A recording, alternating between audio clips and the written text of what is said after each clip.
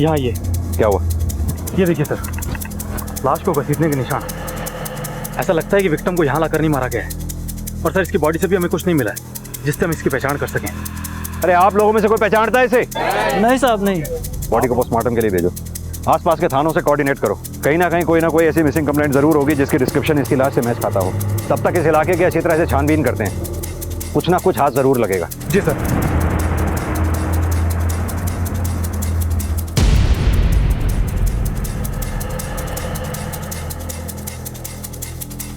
तुम सही कह रहे हो, इसे मारा कहीं और गया और लाकर पुलिस स्टेशन के सामने फेंक दिया गया। और ये काम किसी अकेले आदमी का मुझे लगता नहीं है। और अगर ये काम किसी अकेले आदमी का है तो उसे लाश को खेत और जंगल के रास्ते घसीट के लाने में बहुत मुश्किल हुई होगी।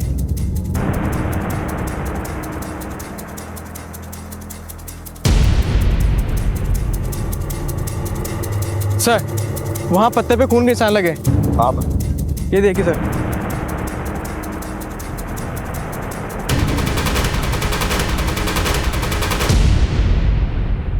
ये ब्लड के सैंपल्स इकट्ठा करो। Okay sir.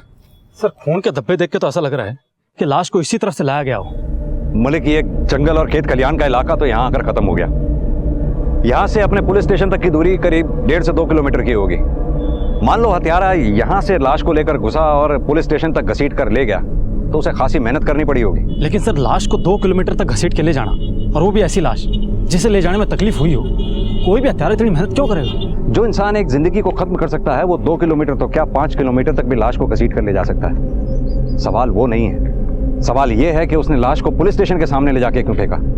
वो कहीं और भी तो ठिकाने लगा सकता था उसको। सर शायद ये हत्यारा जानबूझकर ऐसा चाहता हो कि हम इस लाश तक जल्द से जल्द पहुंचे। तो तुम्हारे कहने का मतलब ये है कि लाश तक हम नहीं, लाश हम तक पहुंची है। ऐसी बेनाम लाश जिसके बारे में हम उतना ही जानते हैं जैसे कि एक कोरा कागज। इस लाश के बारे में पता करना इतना आसान नहीं होगा।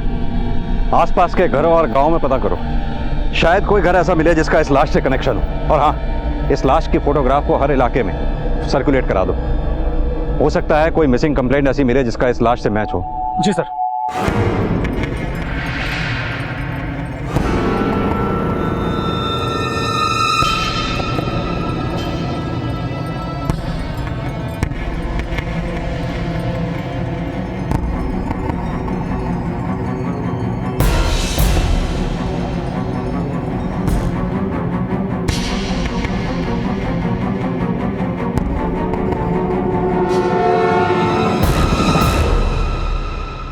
हाँ भाई, यहाँ आसपास से 30-32 साल का लड़का लापता है क्या? पतला सा, कुछ मालूम है उसके बारे में? क्या हुआ साहब, क्या बात हो गई?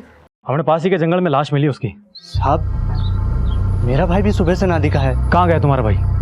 कुछ बता के गया है? यहाँ वहाँ घूमे हैं साहब, दिमाग से थोड़ा कमजोर से, कभी इस गली में कभी उस गली में, न जाने कहाँ होगा साहब, किसी को ना मालूम। इस फोटो को पहचान सकते हैं आप?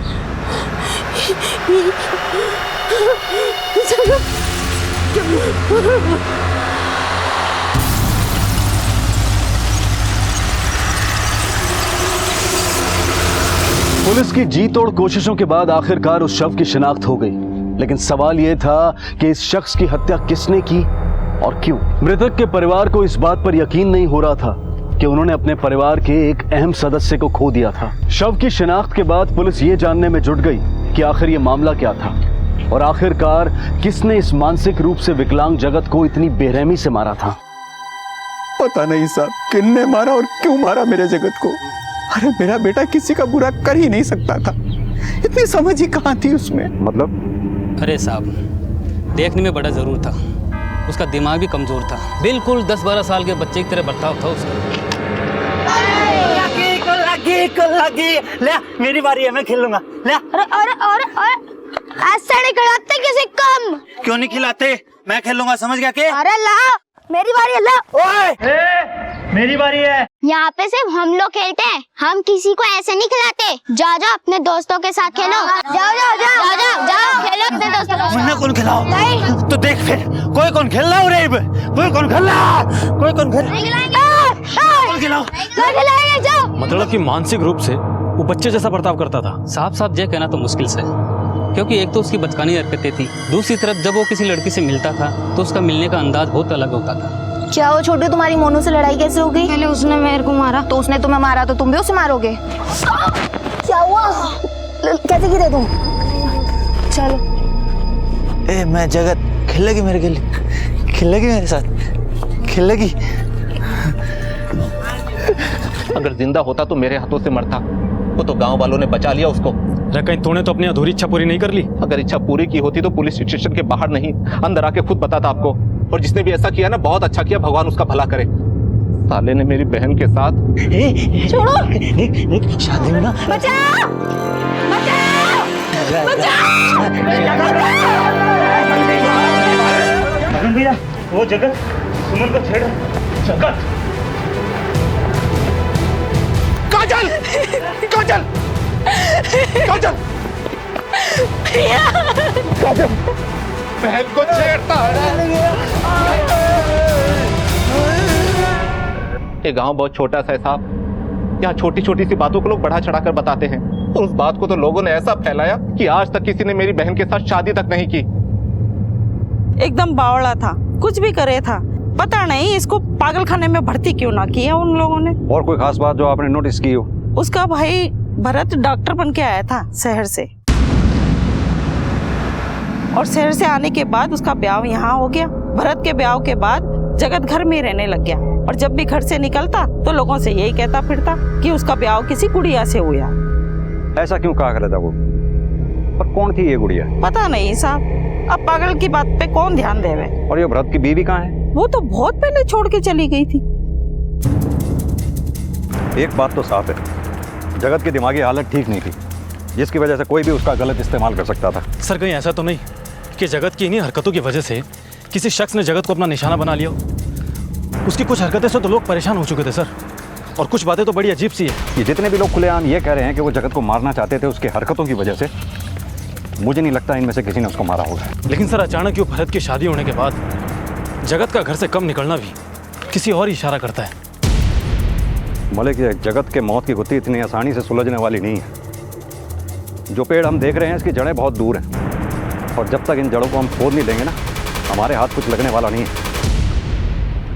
सर ये यहीं पास ही में रहता है, इसे जगत के बारे में कुछ पता है? क्या पता है जगत के बारे में?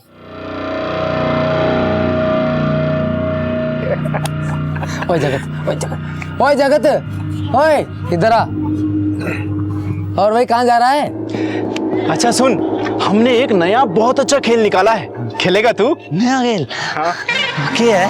शादी शादी, खेल को नाम है शादी शादी। शादी शादी? उसमें क्या हुआ है? इधर इधर इधर। ये देख। मजा आ रहा है? मजा आ रहा है? हैं? तेरे को करना है ऐसे? हैं? वो देख, वो लड़की दिख रही है? यूँ समझ ले कि तू है इस वीडियो का हीरो और वहाँ लड़की है इसकी हीरोइन। अब तेने बस ये करना है जो तू यहाँ देख रहा है, तेने करना है ऐसा है? चल उठ उठ उठ उठ, चल चल चल, अरे चल मेरे मिट्टी के शेर, जल्दी जाओ, आज कस के जल्दी। यहाँ जा जा जा, घबराने की जरूरत नहीं है, तेरा भाई है इधर, चल जा जा जा जा। आज इस पागल की लगेगी छित्ती पर है।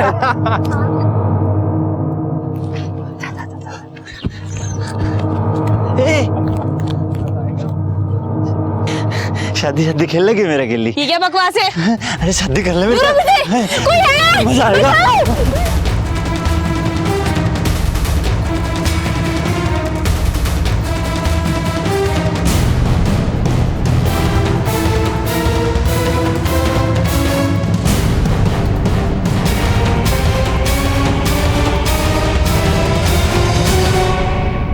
सर मैंने तीनों से अच्छे से पूछताछ की है, कोई कुछ भी बताने को तैयार नहीं। तीनों सिर्फ इतना कबूल कर रहे हैं कि वो जगत के साथ में रेड लाइट एरिया में जरूर जाया करते थे, लेकिन इनका कहना है कि जगत के साथ में जो भी मस्ती मजाक करते थे उससे किसी को नुकसान नहीं होता था। और कोई खास बात जो उन्होंने बताई हो? हाँ सर, इनका कहना है कि जब जगत का भाई भरत शहर से आया था और भरत की जब शादी हुई तब से जगत ने घर से निकलना कम कर दिया, और जगत ने इनको किसी गुड़िया के बारे में बताया था, लेकिन इनका कहना है कि उन्होंने आज तक उस घर में किसी गुड़िया को नहीं देखा। मालिक, इन तीनों को इतनी आसानी से हम छोड़ नहीं सकते हैं। तुम एक काम करो, इनके फ़ोन रिकॉर्ड्स और सारी चीज़ों को क्रॉस चेक करो, क्योंकि जितनी शराफत ये दिखा रहे हैं ना, उतने शरीफ ये हैं नहीं।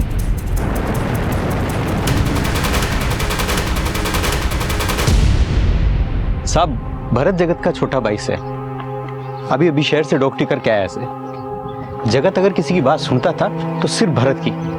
भरत उसने मंदिर लेके जाता था, अच्छी अच्छी बातें बताता था। साहब, भरत की वजह से जगत को हम तीनों लड़कों से मिलने से रोक पाए थे। और गुड़िया, इसका तो नाम सुना ही होगा आपने, इसका क्या राज है? गुड़िया कुछ नहीं साहब, बस जगत के दिमाग का एक छलावा था।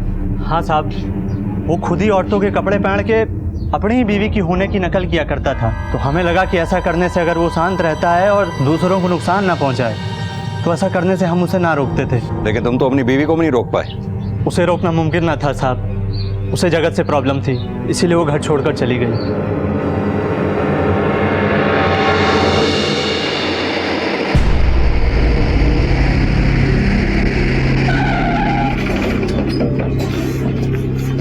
साहब, मन्नेवा कुछ भी अच्छा ना लग रहा था। पहले दिन से ही उनके परिवार वालों पे शक सा होने लगा था और उन लोगों ने तो शादी के बाद तक मन्ने ये ना बताया था कि उनके एक बड़ा लड़का भी है जो कि पागल से, वरना 20 लाख दहेज में देकर कौन उस घर में शादी करता।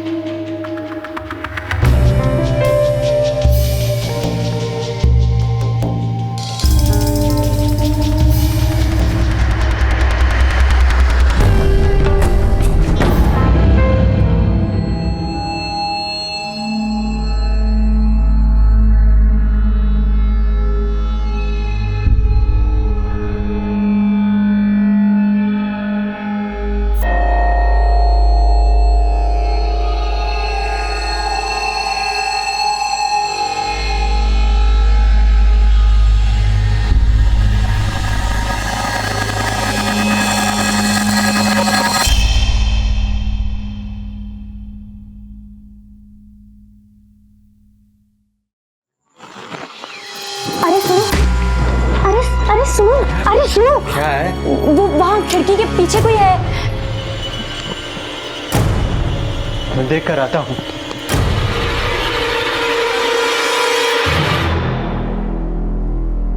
अरे डरने की कोई बात ना है, जगत भैया थे, पता नहीं कैसे आज बाहर निकल आए। कभी कभी उनको दौरे पड़ते हैं। बाहर निकल आए मतलब? और दौरे किस चीज के पड़ते हैं? चंदा, उनकी दिमागी हालत ठीक नहीं है।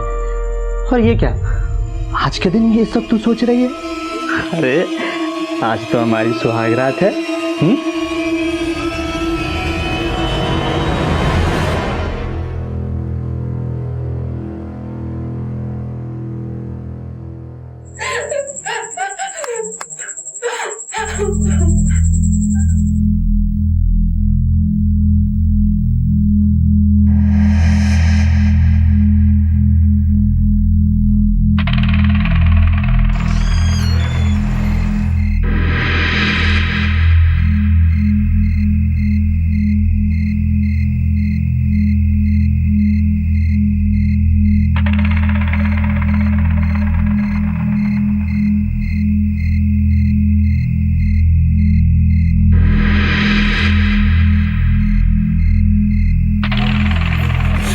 अरे चंदा, तू यहाँ इतनी रात को क्या करे से?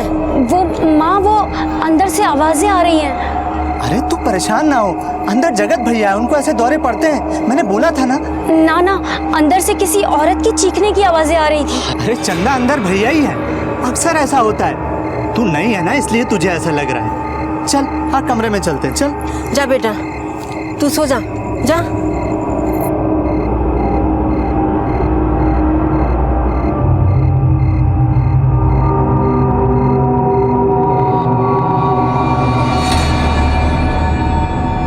उसे यहाँ लाकर गलती तो ना कर दी हमने।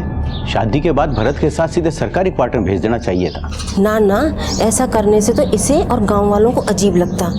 एक हफ्ते की तो बात है, उसके बाद तो ये अपने हिसार वाले सरकारी क्वार्टर में चले जाएंगे। उस घर में कुछ तो ऐसा था जो कि ठीक ना था। बस उसी के बाद से मेरा शक और भी गहरा हो गया।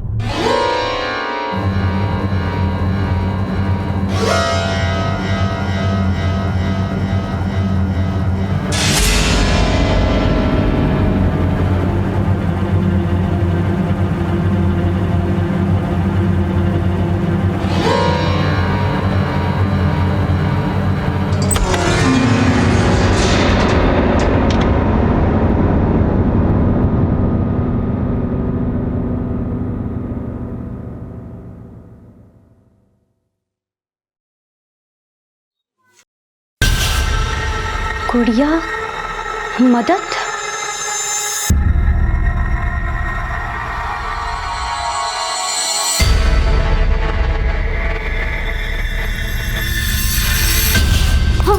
चंदा तू क्या कर रही है यहाँ पे? वो वहाँ दीवार पर कुछ ना इधर भाई रहे। तू आ मेरे साथ। तुझे कितनी बार समझा इधर भाई रहे से? हाँ हाँ चंदा, ये ठीक बोले से। चल तू भीतर जा जा जा, जा।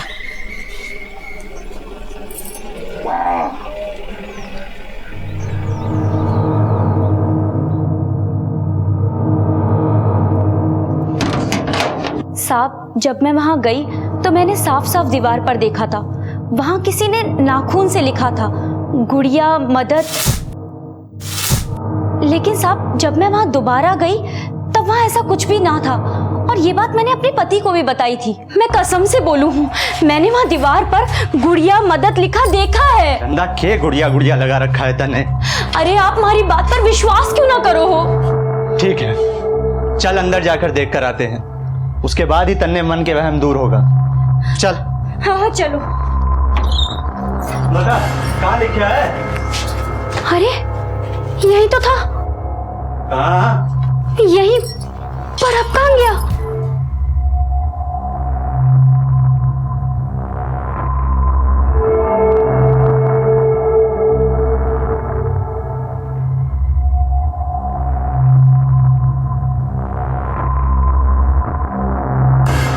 भाई है ऐसे ही उल्टी सीधी हरकतें करता रहता है। गुड़िया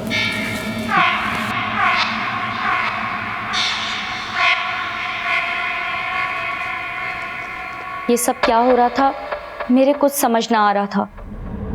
मैंने जानने की कोशिश भी की पर कोई फायदा ना हुआ, और फिर उसके बाद मैंने वो घर छोड़ दिया और यहाँ चली आई।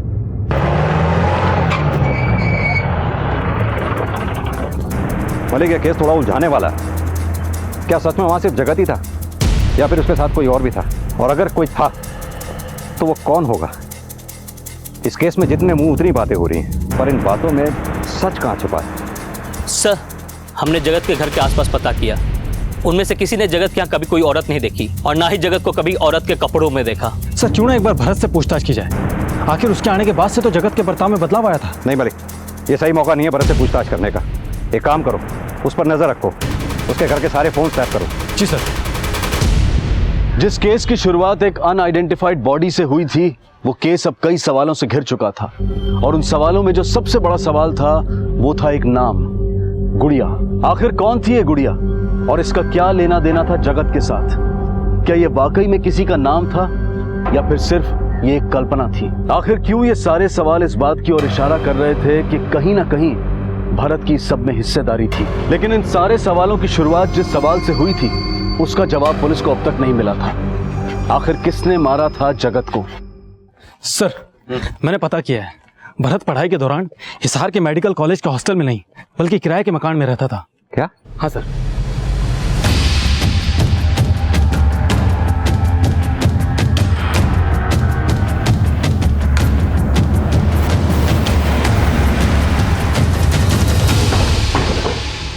हाँ सर, ये मेरा ही घर है और भरत यहाँ किराए पे रहता था। और आप? सर, पास ही में मेरा एक और घर है, मैं वहाँ रहता हूँ।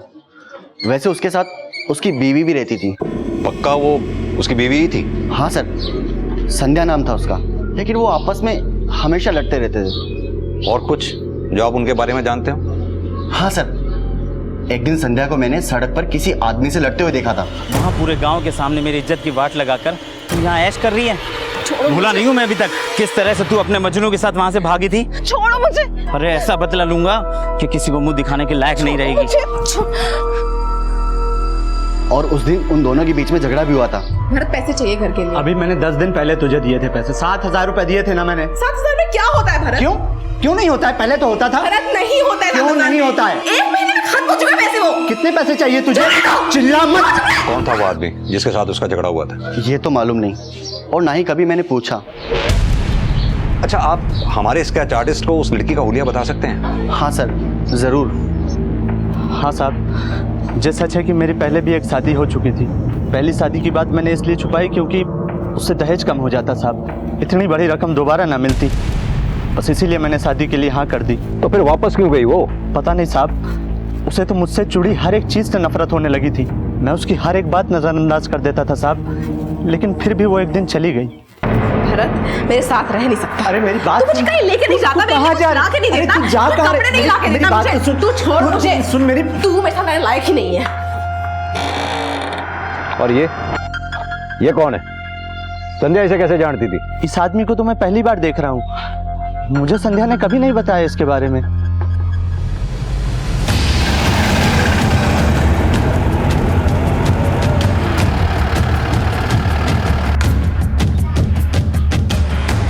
क्या बात से साहब? संध्या का घर यही है? जी नहीं, जिस संध्या की आप बात कर रहे हैं वो हमारे लिए कब की मर चुकी है। सरपंच के बेटे से शादी होने वाली थी साहब उसकी। अब तो ये कहते हुए भी शर्म आती है कि वो हमारी बेटी है। न जाने कब उसके दिमाग में गोबर भर गया साहब, उस भरत के साथ भाजगी, मुंह काला करा दिया उसने पूरे गांव के सामने मेरा। इसे पहचानते हैं आप? ये तो हरीश है साहब। इसकी फोटो लेके क्यों घूम रहे हैं आप? इससे ही तो संध्या की शादी होने वाली थी। छोरी तो संभालने न जाती तेरे से, मुंह उठा के रिश्ता लेकर चला आया। भाई शेखर, अब ये 3 लाख रुपए तो तने देने ही पड़ेंगे। 3 लाख? पर शादी तो हुई ना है। ये भी टेंट तंबू का खर्चा कौन देगा? तुम्हारी लड़की की गलती की सजा हम क्यों भुगते हैं? पैसे ना थे, मजबूर में जमीन बेचनी पड़ी। ना जाने कौन मनुष्य घड़ी में पैदा हुई थी। ना वो हमारी बहन है, ना इस घर की बेटी।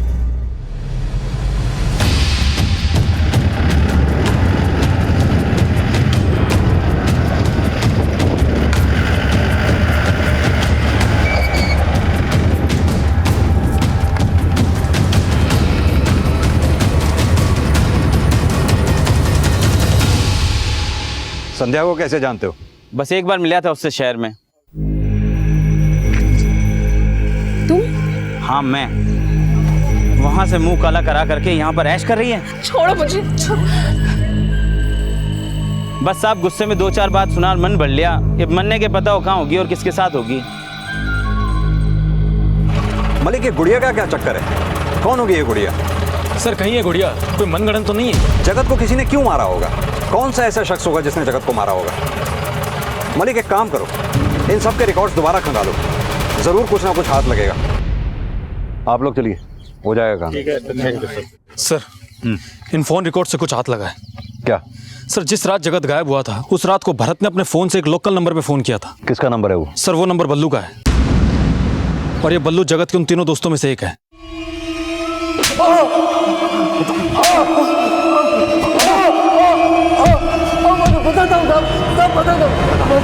बता किसने मारा जगत को? मैंने मारा साहब। तो फिर किसने मारा? तू तो डॉक्टरी करके घर आ, 20 लाख में बात तय हो गई है। 20? हाँ, शादी कर और उन पैसों पे ऐश कर। बावड़ा हो गया क्या तू? तूने 2 साल से शादी कर रखी और आज तक नहीं बताया। ये क्या करे? ये तो सोने के अंडे देने वाली मुर्गी है, किसी भी हालत में इसको छोड़ नहीं सके हैं। 20 लाख बार बार नहीं मिलेंगे।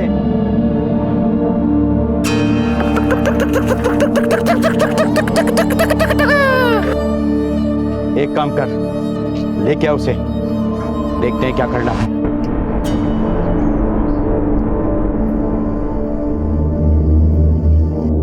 भरत 2 साल हो लिए, ये अचानक मम्मी पापा से मिलाने ले जा रहा। सब ठीक है ना?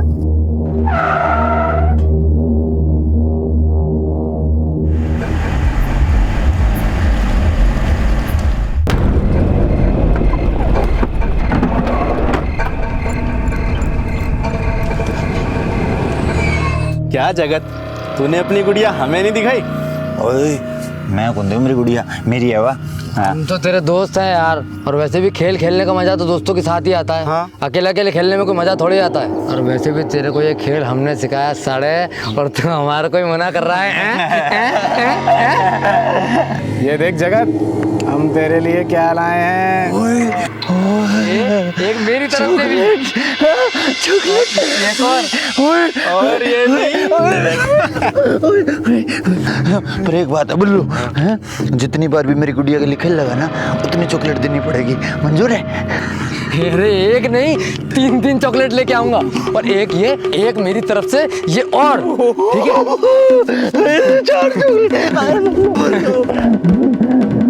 अब ना सरताज ऐसा करते हैं कि पहले ना गुड़िया के साथ मैं खेल लेता हूँ, ठीक है? तो चॉकलेट का ठीक है। हाँ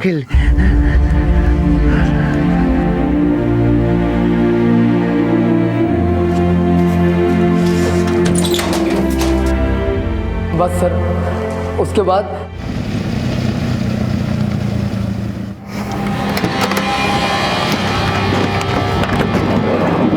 तो फिर संध्या कहाँ है?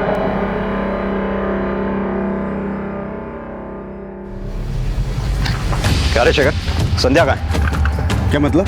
देख, ज्यादा चालाक बनने की कोशिश मत कर, हमें सब पता चल चुका है। देख, अभी भी सच सच बता दे, वरना तू हमारा स्टाइल जानता ही है। सर मैंने इस बारे में कुछ नहीं पता। ये ऐसे नहीं बताएगा, लेके चलो इसे। चल पकड़ो इसे।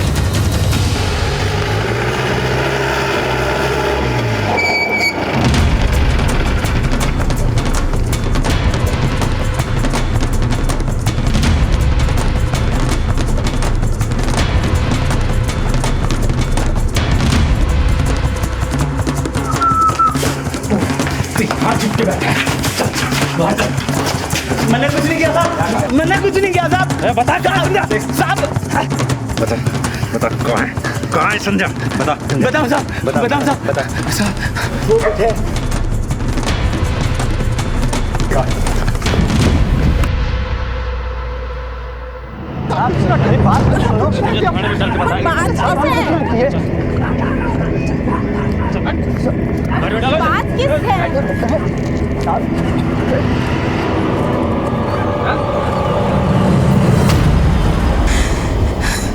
मैं तो अपना नाम तक भूल चुकी थी। जिस दर्द से मैं गुजर रही थी, मुझे तो यकीन भी नहीं था कि मैं इन सब से बाहर भी निकल पाऊंगी।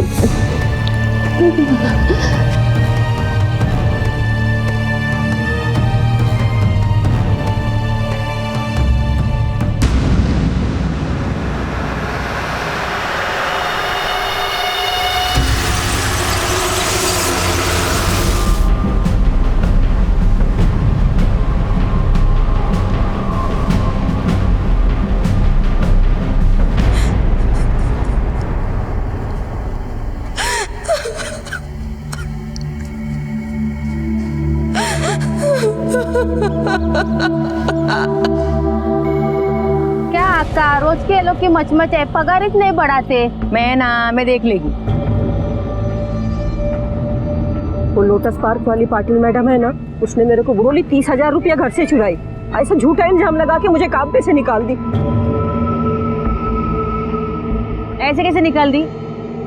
तू चुराई क्या पैसा? आई शपथ अक्का, मैं कोई पैसा वैसा नहीं चुराई उसका। ठीक है, तो छोड़ दे उसको, मैं तेरे को दूसरा घर का काम दिलाती हूँ। अक्का, उधर एक ही घर होता ना तो मैं भूल जाती थी, और वो अपार्टमेंट में मैं 5 घर में काम करती थी। अभी पाटिल मैडम ने ऐसा बोला ना सबको, तो सबने मुझे काम पे आने से रोक दिया। ऐसा चलेगा तो कैसा चलेगा अक्का? मेरा बच्चा लोग तो भूखा मर जाएगा ना। तू फिक्र न करू, मैं हूँ ना, मैं सबको बोल देती है। सुषमा को जिस घर से काम से निकाला है, उस घर में कोई भी काम के लिए नहीं जाएगा। नहीं जाएंगे, और अगर कोई गया तो अक्का के हाथ से बहुत मार खाएगा। समझा ना सबको? अक्का, उधर से काम करने के लिए अगर बाहर से किसी को बुलाया तो?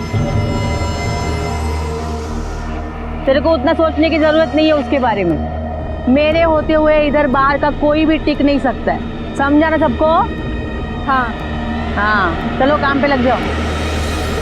बड़े शहरों की बड़ी चकाचौंध, बड़ी व्यस्तता, बड़ी रफ्तार। मुंबई ऐसे ही बड़े शहरों का सबसे बड़ा उदाहरण है, जिसके बारे में कहा जाता है कि ये शहर चलता नहीं, दौड़ता है। और इस रफ्तार को बनाए रखने में बहुत बड़ा हाथ है डोमेस्टिक हेल्प, यानी कि घर पर काम करने वाली बाई का।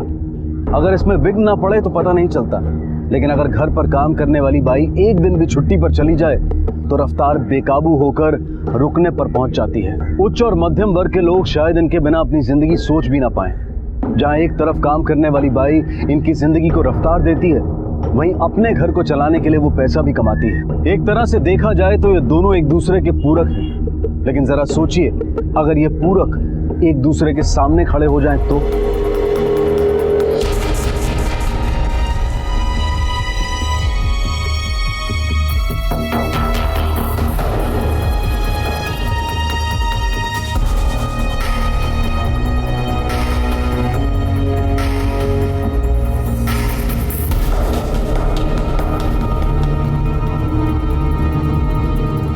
अरे हो कहाँ जा रहे हो? ये लोटस पार्क बिल्डिंग है ना? हाँ लोटस पार्क ही है। और कहाँ जाना है? पाटिल मैडम की तरफ जाना है। पाटिल मैडम क्या है, कहाँ है जाना है? वो घर का काम करने के वास्ते बुलाई है।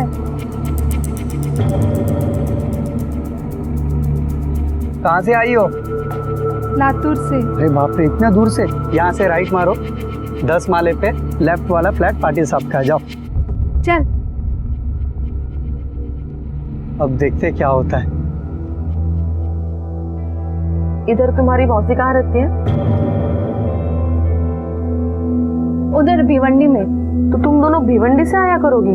अरे नहीं नहीं दीदी, वो मौसी बोली कि इधर आजू बाजू अगर कोई खोली रहेगा तो फिर देख ले। मैं एक काम करती हूँ, हमारा जो वॉचमैन है ना, उससे बात करती हूँ। वो 2-3 दिन में खोली देख लेगा, फिर तुम दोनों वही रहना। तब तक के लिए अपनी मौसी के पास रहना, ठीक है? सामने उपाध्याय अंकल रहते हैं, 9वें माले पे खन्ना अंकल रहते हैं और 4थे माले पे व्यास अंकल रहते हैं। दोनों बुजुर्ग हैं, ज्यादा काम भी नहीं रहता है। तुम एक काम करो, तुम कल से काम पे जाओ उनके यहाँ, ठीक है?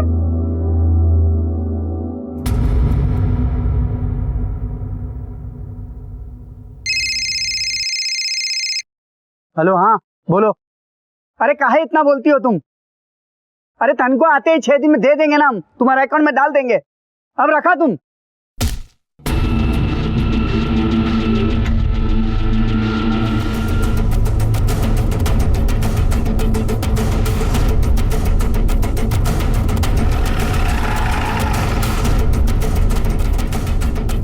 अजीब बात है, इतने ऊपर से गिर के भी खून बहुत ही कम निकला है।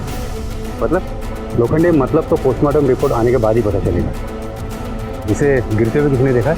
हाँ सर, सोसाइटी का वॉचमैन है, उसने देखा। उसके घर वालों को खबर की? सही सर, ये मुंबई की रहने वाली नहीं है और इसके पास कोई मोबाइल भी नहीं है, फिर भी कोशिश करता हूँ। फटाफट खबर कर दो और बिल्डिंग की सीसीटीवी फुटेज भी ले लो। सर सीसीटीवी फुटेज के बारे में मैंने पहले ही पूछताछ की है, वो फुटेज नहीं मिल पाएगी क्योंकि सीसीटीवी कैमरा गए 2 महीने से बंद है। ये वॉचमैन से पता करो यहाँ का सेक्रेटरी कौन है।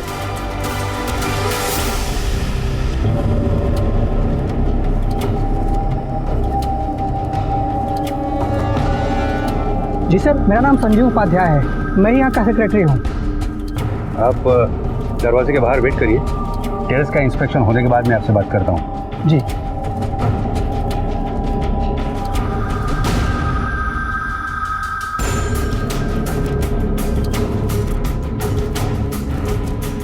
शायद यहाँ से पूछिए। लोखंडे, एक्सपर्ट टीम को बुलाओ और यहाँ के फिंगरप्रिंट्स ले लो और बॉडी को पोस्टमार्टम के लिए भेज दो। ओके।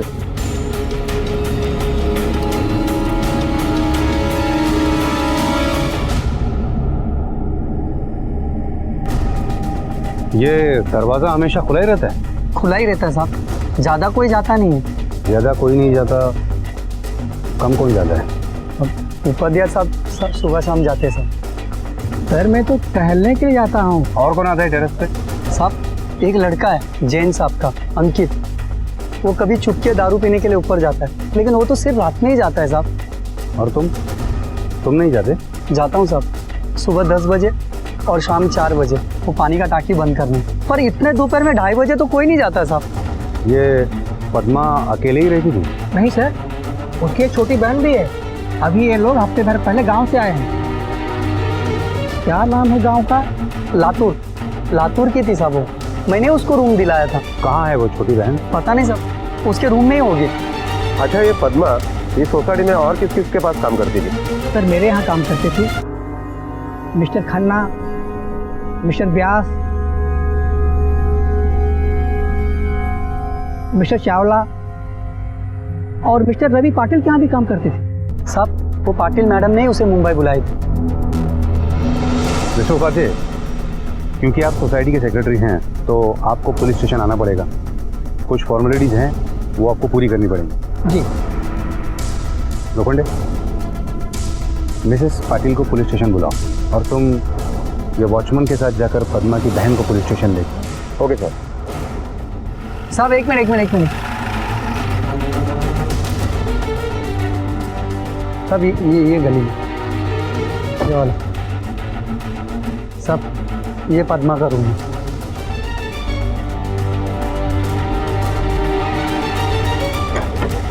चाबी है इसकी? चाबी नहीं है सर। देखा मैं, ताला तोड़ दो।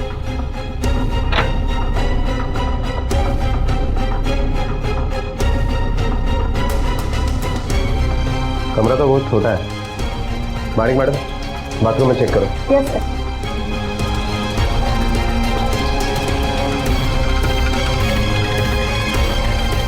सर बाथरूम में भी कोई नहीं है।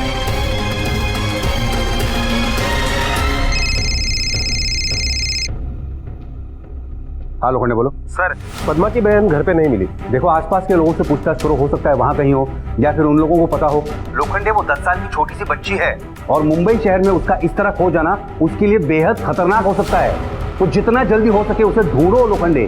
वो पद्मा उसकी छोटे बहन के साथ इधर ही रहती है ना? आज देखा है उसको? क्या मालूम साहब किधर गई, सुबह से तो देखा नहीं। साहब वो इधर कैसे मिलेगी, वो पद्मा उसको अपने साथ काम पे लेके जाती है ना।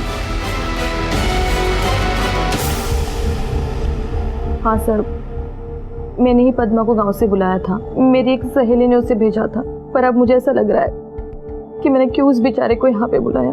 पद्मा के पहले आपके पास कौन काम करता था? सुषमा करके बाई थी, पर हमने उसे काम से निकाल दिया था। झूठा इल्जाम लगा के मुझे काम पे से निकाल दी। क्यों निकाल दिया था? वो इसलिए क्योंकि एक दिन मैम साहब काम हो गया, जाती है मैं।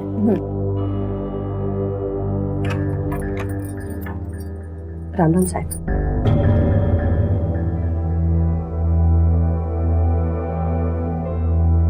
Okay bye bye. सुषमा। हाँ मैम साहब। एक मिनट।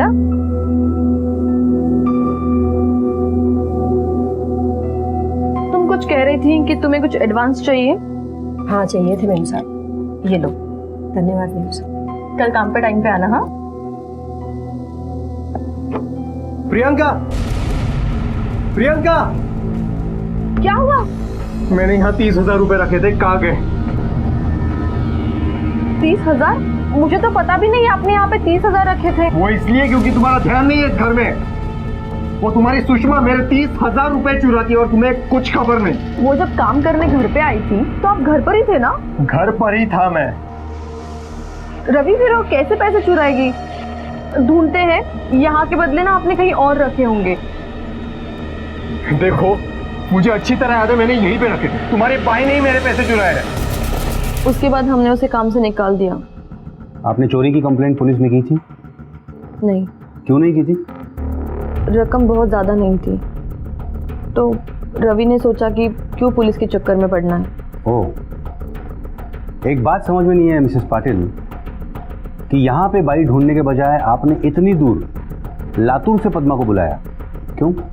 क्योंकि सर यहाँ पे काम वाली बाई मिलना बहुत मुश्किल है और सुषमा यूनियन में चली गई थी, तो हमारे यहाँ पे काम करने के लिए कोई भी तैयार नहीं था।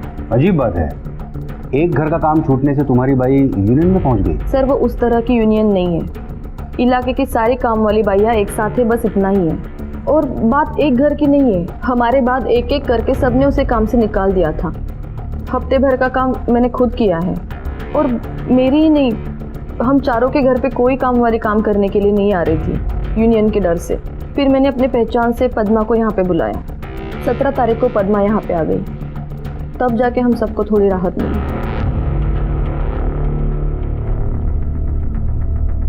सर पद्मा के फिंगरप्रिंट ना तो ही टेरेस के रेलिंग पर मिले, ना ही दरवाजे पर। मतलब लोखंडे पद्मा ने टेरेस से नहीं कहीं और से छलांग लगाई है, इस तरफ की किसी बालकनी से,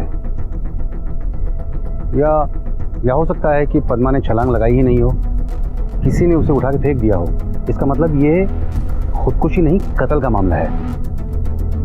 पुलिस को गुमराह करने के लिए कातिल ने दरवाजा खुला छोड़ दिया हो। लोखंडे, मिसेस पाटिल के मुताबिक कामोली बाइयों की यहाँ बहुत दहशत होती है। हो सकता है उनकी पिछली बाई सुषमा का इसमें कोई हाथ हो। सोन कामले, ये सुषमा को पुलिस स्टेशन बुलाओ। और लोखंडे, ये पद्मा की छोटी बहन का कुछ पता चला? सर उसके बारे में मैंने उसकी बस्ती में, बिल्डिंग में काफी जगह पूछताछ की, लेकिन ना ही किसी ने उसे देखा है, ना ही उसके बारे में कोई कुछ जानता है। उपाध्याय, चावला, खन्ना, इन सभी लोगों से पूछा, रवि पाटिल से भी पूछा।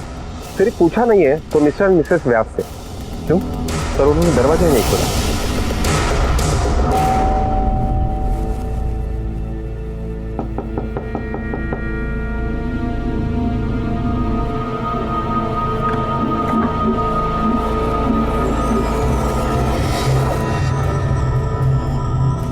इतनी देर क्यों की दरवाजा खोलने में? उम्र हो गई है ना, अंदर से बाहर आने में थोड़ा वक्त तो लगता है ना।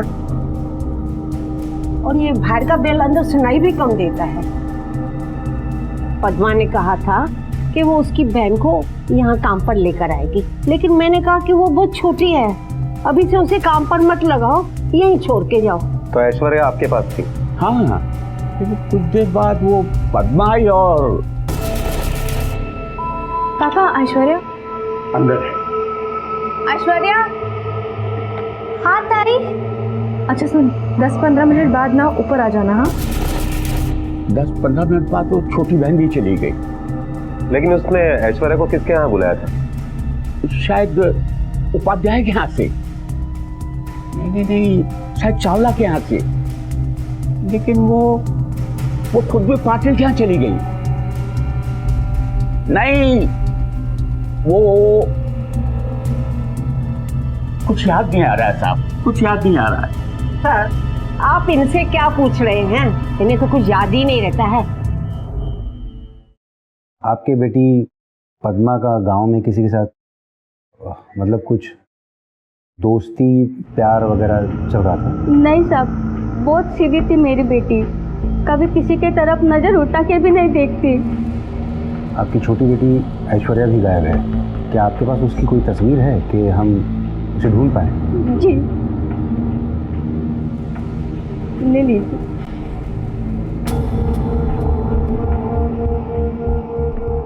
ठीक है, हमें जैसे ही इसके बारे में कुछ पता चलता है हम जरूर आपको बताएंगे।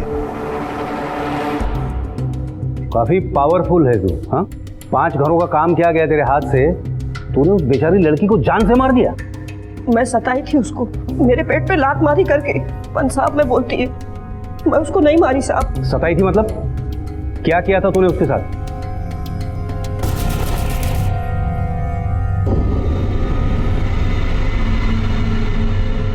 कौन आप?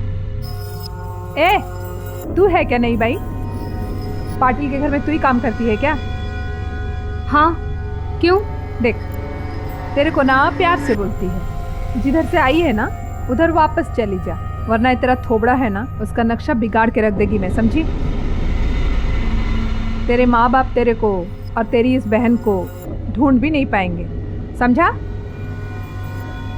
चल अभी निकल, दिखना नहीं है यहाँ पे, चल। अरे जाना, चल।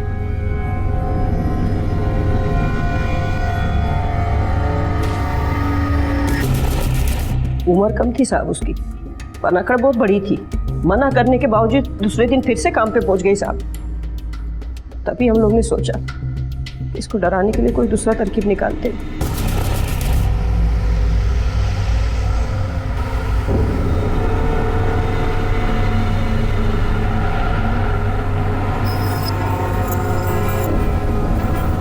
देखा सुषमा, उसको घर जाने का मैं भेजती है इसको घर। और जब वो तुम्हारी धमकियों से नहीं डरी तो तूने उसे टेरेस से नीचे फेंक दिया? नहीं नहीं साहब, मैंने ऐसा कुछ भी नहीं किया। दोपहर को 2 बजे 24 तारीख को कहाँ थी तू? कहाँ थी तू? साहब मैं उधर ही थी, लोटस पार्क में। पन्ना चावला मैडम के इधर गई थी मेरे काम के हिसाब का पैसा लेने के लिए साहब। हिसाब करने के लिए तुझे वही वक्त मिला था? सुबह ही नहीं जा सकती थी? चावला से हिसाब लिया या पद्मा से? साहब मैं सच बोल रही है। वो सुबह सुबह ना चावला मैडम के इधर नहीं खाई रहती है साहब। उसका दोनों छोकरा दोनों बहू लोग काम पे जाता है, इसके लिए काय को इतना मचमच में जाने का करके मैं सोची दोपहर को जाने को साहब। एक तो तू सच नहीं बोल रही है और दूसरे जब तक पद्मा का कातिल पकड़ा नहीं जाता तो यहाँ से बाहर कहीं नहीं जाएगी। इसे यहीं बिठा के रखो। साहब साहब साहब, मैं आपके हाथ जोड़ती है साहब, साहब ऐसा जुलूम मत करो साहब। मेरे घर में मेरे छोटे छोटे बच्चे पर उनको कौन देखेगा साहब? साहब मैं सच्ची बोलती हूँ, मैं कुछ नहीं की साहब। यहाँ इस बिल्डिंग में कौन कौन सी भाई आती है काम के लिए? सब सुषमा और लक्ष्मी ही काम पे आती थी, और जब से सुषमा को काम से निकाल दिया तो लक्ष्मी आती थी। नहीं साहब, पद्मा को मैंने कभी कुछ भी नहीं किया साहब। वो तो यूनियन की डर की वजह से मुझे उनके साथ जाना पड़ता था साहब। जो भी कुछ किया ना वो सुषमा और कमरा अक्का ने किया साहब। उस दिन वो दोनों ने तो पद्मा के मुंह पर कालिक भी पोती थी। मैं मानती है साहब कि उसको हम लोग बहुत सताए, लेकिन उसके मरने से हम लोग का कोई वास्ता नहीं है साहब। 24 तारीख को तू लोटस पार्क में ही थी ना? क्या कर रही थी तू वहाँ? हाँ वो साहब मेरे को वो व्यास अंकल आंटी ने मेरे को वहाँ पे बुला लिया था। वो क्या है ना, सुषमा वहाँ पे पहले काम करती थी खाना बनाने का, और अभी पद्मा काम कर रही थी, लेकिन पद्मा का खाना उनको जमता नहीं था ना, तो उन्होंने मेरे को बुला लिया था। तुमको बुलाने से फायदा क्या, क्योंकि तुम खुद वहाँ किसी को काम करने नहीं देती थी, फिर तुम कैसे उनका खाना बनाने का काम ले सकती थी? नहीं साहब, मैं वहाँ पे काम करने वाली नहीं थी, मैं किसी और को ही भेजने वाली थी वहाँ पे। क्या है ना, अंकल आंटी का बहुत उम्र हो गया है ना, तो मैं वहाँ पे गई और सोची कि किसी और को भेजूं। लेकिन तुझे ये भी पता था कि पद्मा उस वक्त वहीं उसी बिल्डिंग में थी? नहीं साहब, ये इतना सब सोच के दिमाग लगा के थोड़ी मैं वहाँ पे गई थी। वो क्या है, उस दिन का सब घर का काम मेरा हो गया था, इसलिए वहाँ पे चली गई थी मैं। उस दिन कमला आपके यहाँ किस काम से आई थी? मैंने ही कमला को बुलाया था। इस उम्र में तो मुझसे खाना बनाया नहीं जाता। पद्मा तो बिल्कुल गांव जैसा खाना बनाती थी। साहेब ठेका बनाना तो आती नहीं था, अब उसके बिना हमें नहीं चलता। हाँ पाल। तो फिर मैंने ही कमला को कहा कि हमें कोई बाई ला के दे, तो फिर उसने कहा था कि मैं अगले दिन बाई ला के दूंगी। पुलिस कमला, लक्ष्मी और सुषमा तीनों पर नजर रखे हुए थी, लेकिन तहकीकात में तीनों की ही बात सच निकली। चावला, नायर और व्यास दंपत्ति ने उनके बयान की पुष्टि की थी। पर क्या वाकई ये इत्तेफाक था कि तीनों एक ही दिन एक ही समय में लोटस पार्क में मौजूद थी, या फिर ये किसी सोची समझी साजिश के तहत हुआ था? सारे पासे पुलिस की उम्मीद के विपरीत पड़ रहे थे, लेकिन फिर भी पुलिस का शक इन तीनों पर से हट नहीं रहा था, इन्हें बेगुनाह मानने को तैयार नहीं था। सर, आपका शक सही निकला।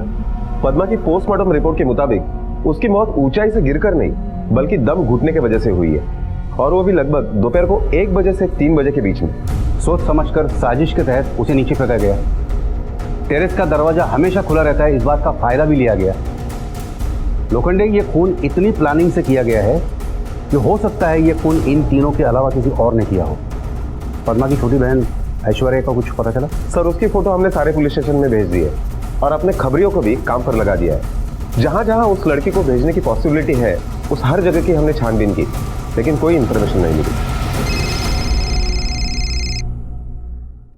Hello, inspector Shetty here. हाँ बोलिए। हाँ हाँ जी ठीक है, हम अभी पहुंचते हैं।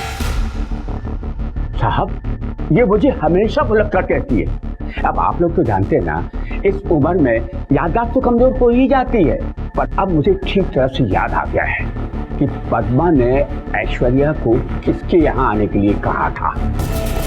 अच्छा सुन, 10-15 मिनट बाद ना ऊपर आ जाना। हाँ, वो उपाध्याय साहब के घर पे, और अगर मैं नहीं रही तो कुंडी खोल के अंदर आ जाना। वो सामने पाटिल साहब का घर है ना, मैं उधर ही रहेगी, ठीक है?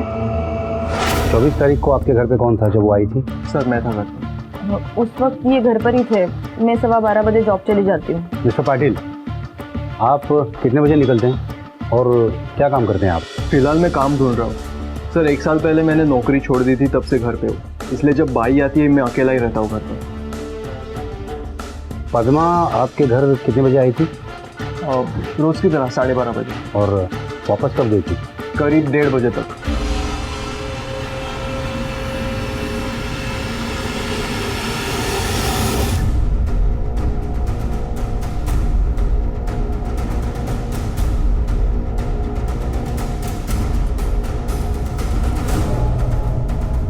पद्मा जब आपके यहाँ घर के काम के लिए आती थी तो घर में कौन होता था? मेरी पत्नी होती थी और उस दिन तो मैं ही था।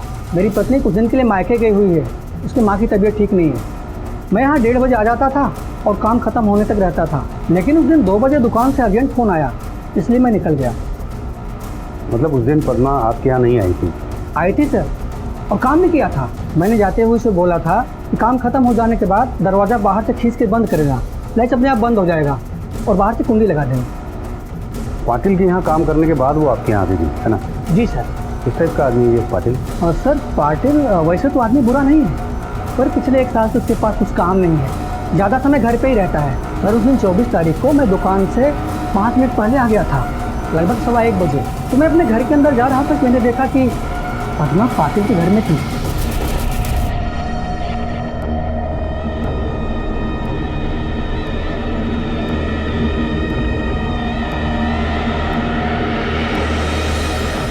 मैं अपना दरवाज़ा बंद करके अंदर आ गया। पद्मा आधे घंटे के बाद आई, तकरीबन 2 बजे के आसपास, और 1-2 मिनट के बाद मैं निकल गया। लोखंडे,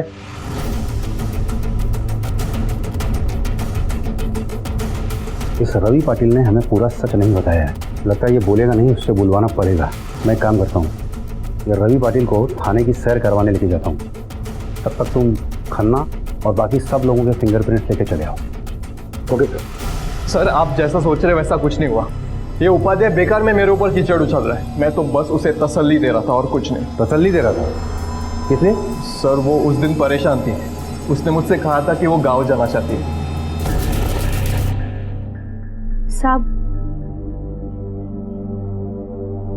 साहब मेरे को आपसे एक बात करनी थी।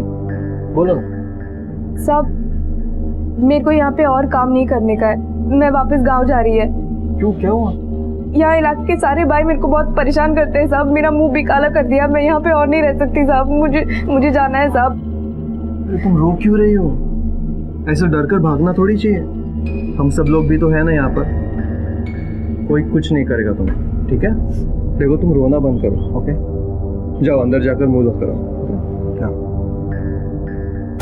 मतलब तुझे उस पर तरस आ गया, तुमने उसको तसल्ली दी, उसके आंसू पोछे, उसका भरोसा हासिल कर लिया, और जब उसने तुम पे भरोसा कर लिया तुमने उस भरोसे का फायदा उठाने की कोशिश की। नहीं सर, ऐसा कुछ भी नहीं हुआ। देखो सर, मैं मानता हूँ कि खन्ना के घर की चाबी मेरे पास थी, लेकिन वो चाबी उसने सारे काम खत्म करने के बाद मुझे दी थी, करीब 2-2:15 बजे, उपाध्याय के घर का काम खत्म करने के बाद। साहब ये खन्ना साहब की चाबी है, उन्होंने आपको देने को बोला था। तो तुमने पक्का सोच लिया गाँव जाने का? हाँ साहब, वो आप दीदी को भी बोल दो कि कल से मैं नहीं आएगी। ठीक। चाबियां तो पद्मा ने तुझे 2:15 बजे दी थी, उस वक्त तो उपाध्याय भी जा चुका था, उस वक्त पूरा फ्लोर खाली था। इसी बात का तुमने फायदा उठाने की कोशिश की, और इसीलिए तुमने हमें ये बात पहले नहीं बताई कि पद्मा तुम्हारे पास वापस आई थी, है ना? सच बोल, बोल। सर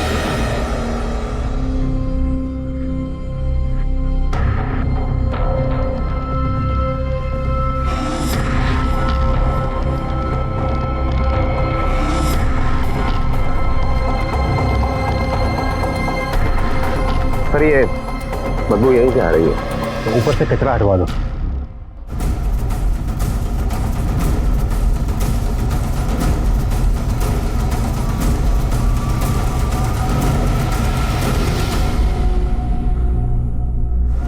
मिसेस पाटिल, क्या यही ऐश्वर्या है?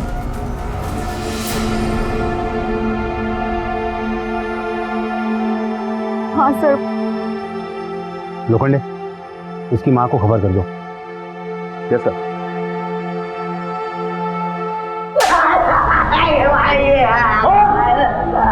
नहीं पता।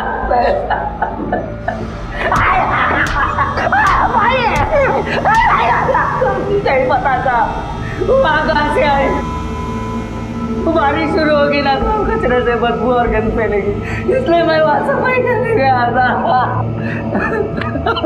बारिश शुरू होने में तो अभी टाइम है, और तुझे अचानक से साफ सफाई का ख्याल है? हाँ, वो सामान तो कब से पड़ा था वहाँ पे? सच बता, ऐश्वर्या को तूने ही मार कर वहाँ रखा था ना? नहीं सर, सच में कहा, मैंने नहीं मारा था। बस करो, अंदर कर दो इसको। कुछ दिन अंदर सड़ेगा तो अपने आप सच उगलेगा, फिर वो भी बताएगा जो अब तक नहीं बताया। सिर्फ एक बात बताना भूल गया था अभी तक, दिमाग से उतर ही आ रहा था। कोई नई कहानी बताएगा हमें घुमाने के लिए? सर वो पद्मा है ना, 3-4 दिन से एक लड़के के साथ वो गली में बिल्डिंग है ना साहब, उधर चाय की टपरी में साथ चाय पीते थे। कौन था वो लड़का? जानता नहीं हूँ साहब।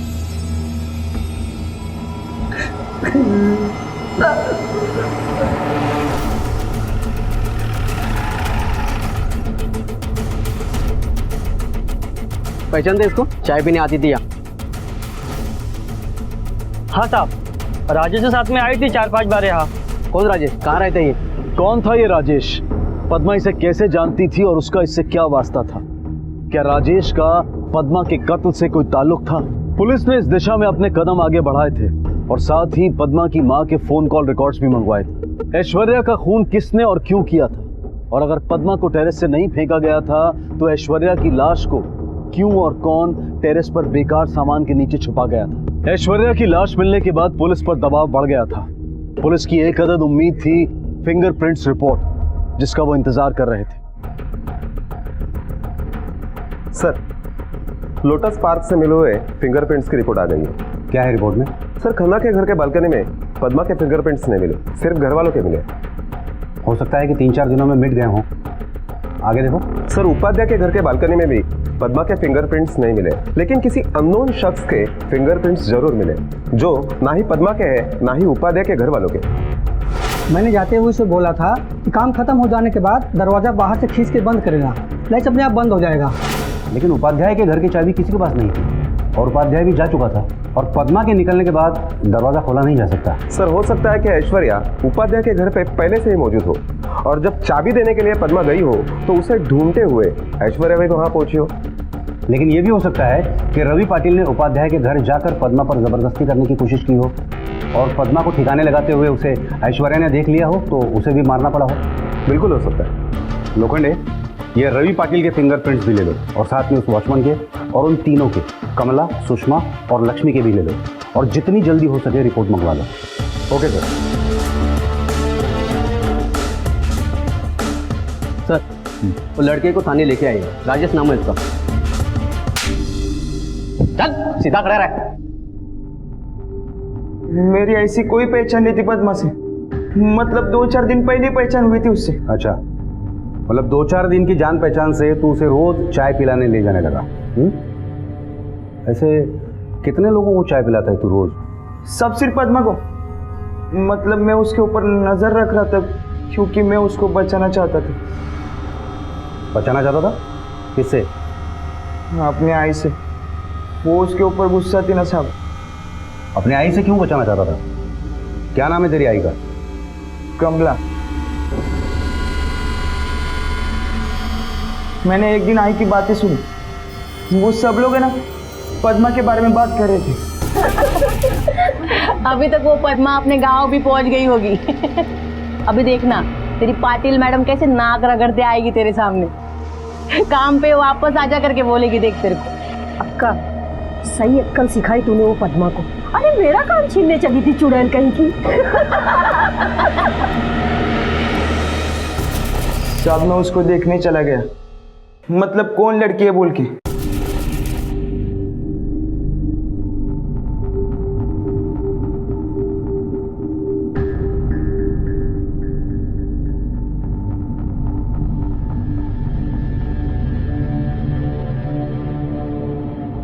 फिर मैंने उसके साथ बातें की, मुझे वो सीधी सादी लड़की लगी।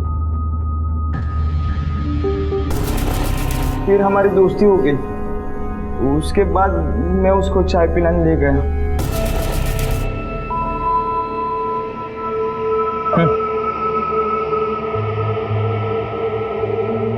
तुम घर जाने के लिए जहाँ से बस पकड़ते हो ना, वहाँ से मत पकड़ना। मैं तुम्हें दूसरा बस स्टॉप दिखाता हूँ, वहाँ से जाना। क्यों? उस बस स्टॉप में क्यों नहीं जाना है? क्योंकि वो भाई लोग हैं ना, वो तुम्हें फिर से आज परेशान करेंगे। ये सब तुझे कैसे पता? मैं इसी एरिया का हूँ, यहीं पला बड़ा हूँ, मुझे सब मालूम है। मैंने उसको नहीं बताया कि मैं कमला का बेटा हूँ करके। फिर 2 दिन में मुझे वो अच्छी लगने लगी। उसके बाद 2 दिन में आई को बोला उसके बारे में। आई मैं दोस्त के साथ बाहर जा रहा हूँ।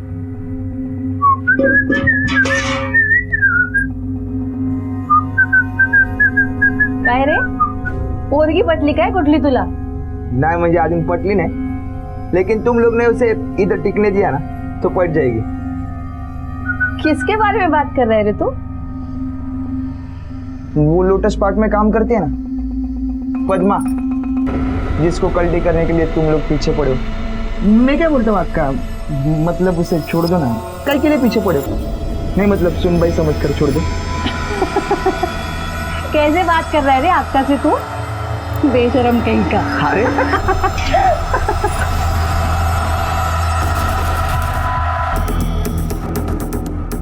पद्मा के माँ के कॉल डिटेल्स आ गए। 24 तारीख को पद्मा के माँ के मोबाइल पर इस नंबर से कई बार फोन किया गया, लेकिन फोन किसी ने रिसीव नहीं किया। और ये फोन कॉल्स कितने बजे किए गए हैं? सर 2:15 से लेकर 2:25 के बीच में। इसका मतलब रवि पाटिल को खन्ना के घर की चाबी देने के बाद पद्मा वापस यहाँ गई थी, और इस घर की चाबी तो पद्मा के पास नहीं थी। इसका मतलब काम खत्म होने के बाद पद्मा ने लैच अंदर से बंद कर दिया हो।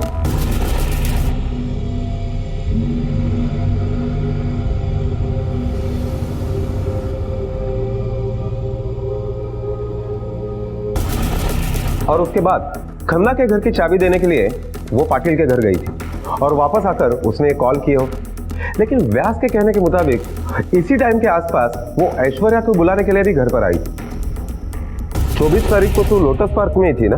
वो सब मेरे को वो व्यास अंकल आंटी ने मेरे को वहाँ पे बुला लिया था। इसका मतलब कमला को पता था कि पद्मा उपाध्याय के घर में है।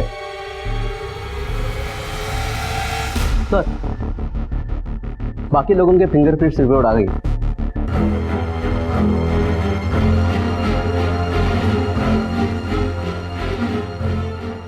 हमारा शक सही निकला। साहब मैं सच बोलती हूँ, मैं क्यों मारेगी उस गरीब लड़की को? यही तो हम जानना चाहते हैं कि क्यों मारा तुमने उस गरीब लड़की को। मैं आपको कैसे यकीन दिलाऊं साहब? तू छोड़, तुझे यकीन मैं दिलाता हूँ कि हमें पता है उस लड़की को तुमने ही मारा है, क्योंकि उपाध्याय के घर में उनके परिवार और पद्मा के अलावा एक बाहर की तू ही है जिसके उंगलियों के निशान हमें उनकी बालकनी में मिले हैं। साहब वो तो हो ही सकता है ना, मैं उनके घर पे भी जाती थी बहुत बार। अच्छा, लेकिन उपाध्याय का कहना है कि उसने तुम्हारी ये शक्ल पिछले 2 महीने से नहीं देखी है, और ये निशान पुराने नहीं नए हैं। पाटिल मैडम, इसकी इतनी धुनाई करो कि ये खुद होके सच बोल दे। नहीं साहब, सब बोल।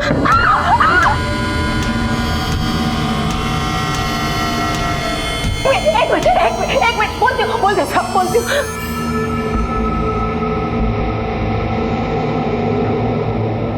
मैं ही मारी उसको साहब, बहुत शानी बनती थी, मैं ही मारी उसको। मेरे को बहुत गुस्सा था उसको।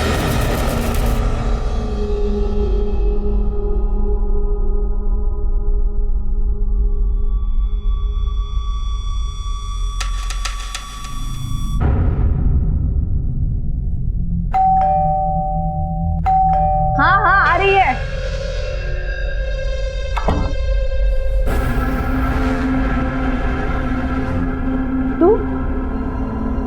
तू काय को आई इधर?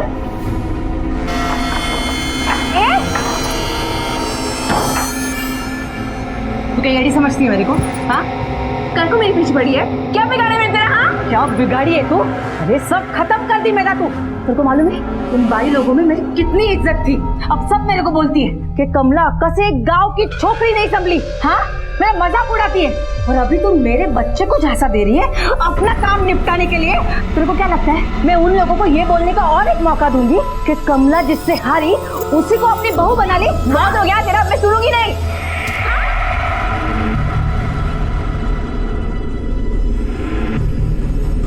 और मैं भाग गई वहां से। मैं जानबूझ के टेरेस का दरवाजा खुला करके आई थी ताकि पुलिस आए और पुलिस को लगे कि पद्मा टेरेस से कूदी मारी। ये तेरे जैसे गुनहगार जहाँ सोचना छोड़ देते हैं ना, पुलिस वहीं से सोचना शुरू कर देती है। जुर्म चाहे कोई भी हो, देर सवेर तक पुलिस के नज़र में आ ही जाता है, समझे तू? पद्मा एक गरीब छोटे से घर की बड़े सपने देखने वाली लड़की थी। जिन सपनों को देखते हुए वो मुंबई आई थी, उन सपनों को अधूरा लिए ही वो इस दुनिया से रुखसत हो गई। हक, जबरदस्ती और इल्जाम का ताना बाना कुछ ऐसा बुना और कुछ ऐसा उलझ गया कि कौन सही है और कौन गलत ये कहना मुश्किल हो गया। पहली गलती की रवि पाटिल ने चोरी का इल्जाम लगाकर, क्योंकि अगर वो वाकई में चोरी थी तो उसकी रिपोर्ट पुलिस में की जानी चाहिए थी। दूसरी गलती की सुषमा और उसकी स्वनिर्धारित यूनियन ने अपना बदला एक ऐसी लड़की को तंग कर उसे भगा कर लिया जिसकी कहीं कोई गलती नहीं थी। प्रियंका पाटिल की पैसा दो और काम कराओ वाली सोच और कमला के पावर के वहम के खेल में पद्मा दाव पर लग गई और इसका खामियाजा ऐश्वर्या को भी अपनी जान देकर चुकाना पड़ा। कमला को पद्मा और ऐश्वर्या के कत्ल के जुर्म में उम्र कैद की सजा सुनाई गई है। रोज रोज नहीं एवी झंझट। अमिता बेन, तुम्हारा डस्टबिन मेरे घर के सामने है। अमिता बेन, तुम्हारा कारपेंटर आके पूरा कचरा करके जाता है। अरे सोसाइटी में रहना है तो थोड़ा तो एडजस्टमेंट करना ही पड़ेगा ना। अरे संभाल के अमिता बेन। ये पानी कहाँ से आ गया? है अब पानी लाल केम छे? अरे नल खुला रह गया होगा। अरे पर पानी लाल कैसे है? इस वक्त घर में कौन होता है? उनकी बेटी या काम वाली बाई रहती है ना। बेल बजाइए जरा। खोलिए, दरवाजा खोलिए। मुझे लगता है कुछ ना कुछ गड़बड़ जरूर है। एक्स्ट्रा चाबी है ना किसी के पास? हाँ है ना मिसेस शर्मा के पास। मिसेस शर्मा, ये देखिए आपके पास एक्स्ट्रा चाबी है ना? प्लीज लाइए ना जरा। और शरद जी को और जानवी जी को कॉल किया? आ रहे। प्लीज खोलिए। ओह गॉड, जानवी जी आ गई। आगे। अरे शरद जी भी आ गए। हाँ वो भी आ गई।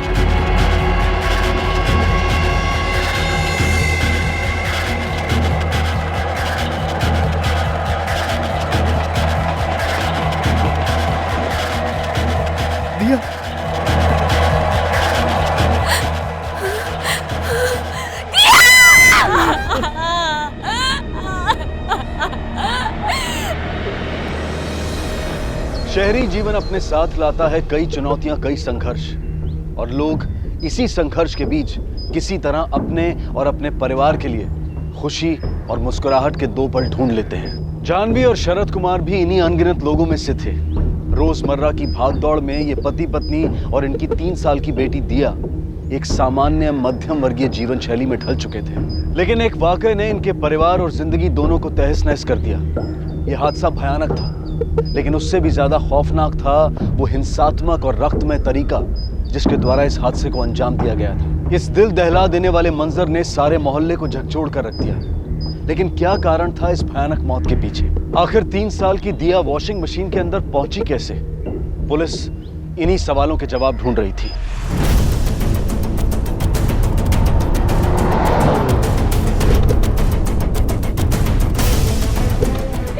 दिया क्यों नहीं उठ रही है? मुझसे बात क्यों नहीं कर रही है? दिया, प्रॉमिस मम्मा आज के बाद आपको कभी छोड़ के नहीं जाएगी। एक बार बात करो। मिस्टर कुमार, दिया बात करो ना। I am sorry. I know आपके ऊपर क्या बीत रही है, पर कुछ सवाल है जो। दिया मम्मा परेशान हो रहे, प्लीज एक बार बात करो। यार देखो ना ये बात नहीं, मम्मा आज के बाद आपको कभी छोड़ के नहीं जाएगी। यार देखो ना क्यों नहीं बात कर रही है, मम्मा से क्यों नहीं बात कर रही है? यार क्यों नहीं बात कर रही है? सर, कमरे से कुछ और फुटप्रिंट्स मिले। ठीक से चेक करो, बाकी कमरों में भी देखो कुछ और मिलता है तो। ठीक है सर। तो पता लगाओ कुछ छोटे से। आखिरी बार आपने दिया को कब देखा था? सर आज सुबह ऑफिस जाने से पहले। शरद तुम्हारा नाश्ता तैयार है। आया आया आया। यार फिर पराठे? तुम्हें कुछ और बनाना नहीं आता है क्या? हाँ, मुझे केचप दो। दही रखी है टेबल पर वहीं। अरे मुझे केचप के साथ खाना है यार। तुम्हारी तो हमेशा से किचकिच। दिया इधर आओ। फिर केचप लेके बैठ गई। इधर आओ मम्मा के साथ। चलो बेटा जल्दी आओ। अरे सॉरी दीदी, बस बहाने मत बनाना, तुम्हारे हमेशा के नखरे। अब जल्दी आओ। टिफिन में टिश्यू और चम्मच डाल देना। और हाँ, दिया को ज्यादा दूध मत पिलाना, गर्मी बढ़ गई है। समझ गई? जी। समझ गई ना? जी। एक तो ऑफिस के लिए लेट हो रहा है और सिर्फ हर काम।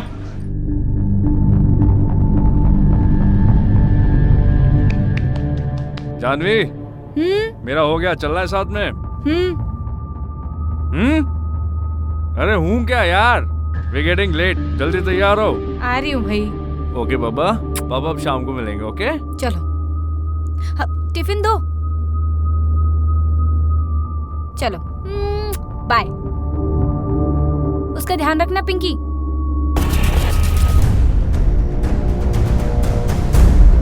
आपकी बाई नहीं दिखाई दे रही, कहाँ है वो?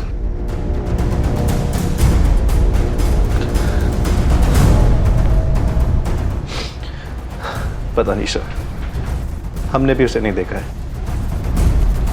देखिए मिस्टर कुमार, दिया के साथ जो हुआ वो एक्सीडेंट तो बिल्कुल नहीं था। आपकी किसी से कोई दुश्मनी या किसी पर शक? शरद भाई साहब, शरद भाई साहब, ये देखिए देखिए जानवी ने क्या किया। जानवी, पकड़िए इसको टाइट।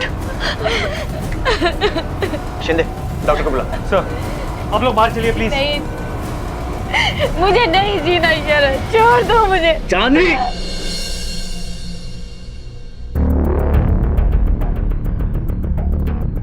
सर ये तो क्लियर रॉबरी का मामला है, पूरा घर बिखरा हुआ है। और काम वाली बाई गायब है। इतना सब हो गया लेकिन वो कहीं भी आसपास दिखाई नहीं दी, जबकि बिल्डिंग वालों के हिसाब से इस टाइम पे वो घर में ही रहती है। सर एक तो ये हो सकता है कि वो ये सब देख के घबरा के भाग गई हो, या तो फिर इसका पूरे चक्कर में कुछ ना कुछ लेना देना है। एक बात तो श्योर, 100% इसके पास हमारे कई सवालों के जवाब होंगे। शिंदे एक काम करो, सबसे पहले इस काम वाली बाई पिंकी को ट्रेस करो और उसके बाद ये पता लगाओ कि घर में ज़बरदस्ती घुसने के कोई निशान है या नहीं। पहले इस चोरी के एंगल को इन्वेस्टिगेट करते हैं। खबरियों से पता करो कोई लोकल चोर है क्या जिसका वायलेंट बैकग्राउंड है। हो सकता है चोरी के दौरान कोई गड़बड़ हुई हो और बौखलाहट में चोर ने बच्ची को बेरहमी से मार दिया। सर बिल्कुल, मुझे तो लगता है ये रॉबरी का ही केस है। देखिए, ऐसे माहौल में हमें सिक्योरिटी तो टाइट करनी ही होगी। इसके लिए चाहे एक गार्ड का खर्चा और हो जाए। आप लोगों की क्या राय है? नहीं, ठीक है, सही बात है। साहब, वो उस वक्त टॉयलेट गया था, मैं शायद तभी गया था। कोई सोसाइटी में आता है और इतना बड़ा क्राइम करके चला जाता है, और तुम उतना वक्त टॉयलेट में होते हो, सोते हो क्या टॉयलेट में? सॉरी साहब, शायद ध्यान नहीं दिया होगा मैंने। उनके घर की जो नौकरानी है पिंकी, जानते हो ना उसे? उस दिन क्राइम के बाद कभी दिखाई दी तुम्हें? नहीं। जानते नहीं हो या दिखाई नहीं दी? मतलब पता नहीं साहब।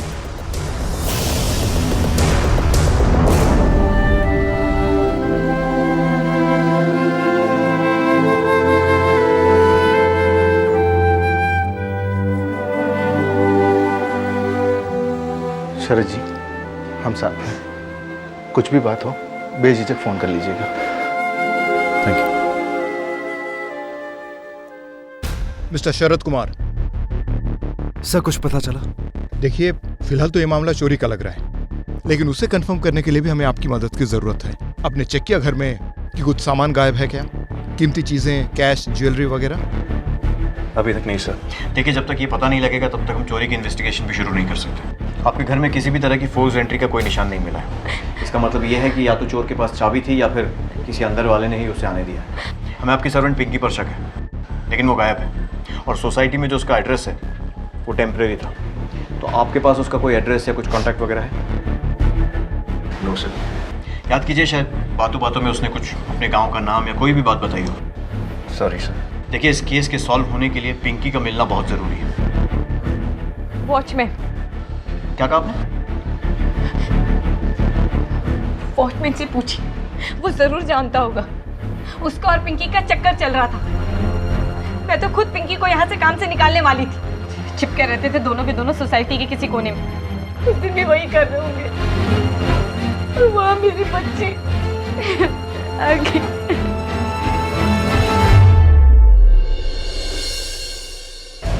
झूठ क्यों बोला?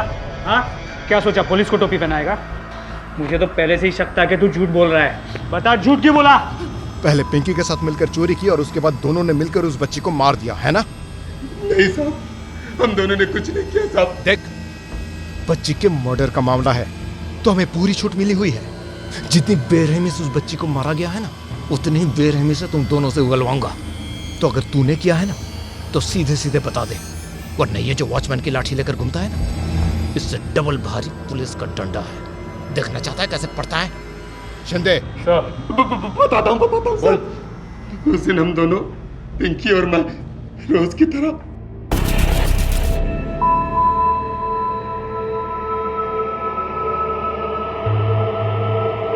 तेरे सेठ के घर पे मिलते हैं ना एक दिन।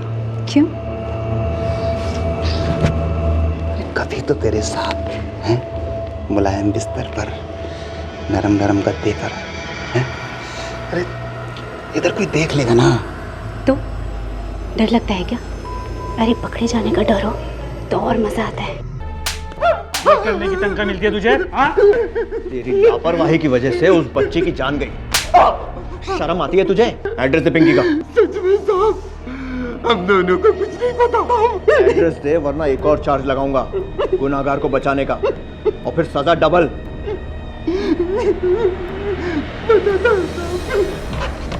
शिंदे, वॉचमैन के बताए हुए पते पर एक टीम भेजो पिंकी को ढूंढने के लिए।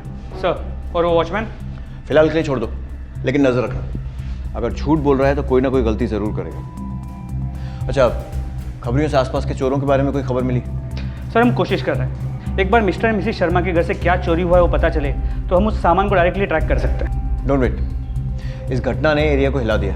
इससे पहले कि लोगों में डर और बढ़े, हमें इन्वेस्टिगेशन तेज करनी पड़ेगी, कातिल को ढूंढना पड़ेगा। इन्फॉर्मेशन आएगी और आती रहेगी, लेकिन इन्वेस्टिगेशन उसी स्पीड से चलना चाहिए। Is that clear? Sir, police का मानना था कि इस वारदात के पीछे का मूल कारण चोरी ही था, और इसी संदेह पर आधारित जांच उन्हें पिंकी के गांव ले गई, जहां आखिर पिंकी उनके सामने आई और उसे तुरंत पूछताछ के लिए मुंबई लाया गया। मेरा यकीन कीजिए साहब, देवा शपथ साहब, मैंने कुछ नहीं किया। मैं तो दिया बेबी को बहुत प्यार करती थी, बस रोज आधे घंटे के लिए विनय को मिलने जाती थी। उस दिन भी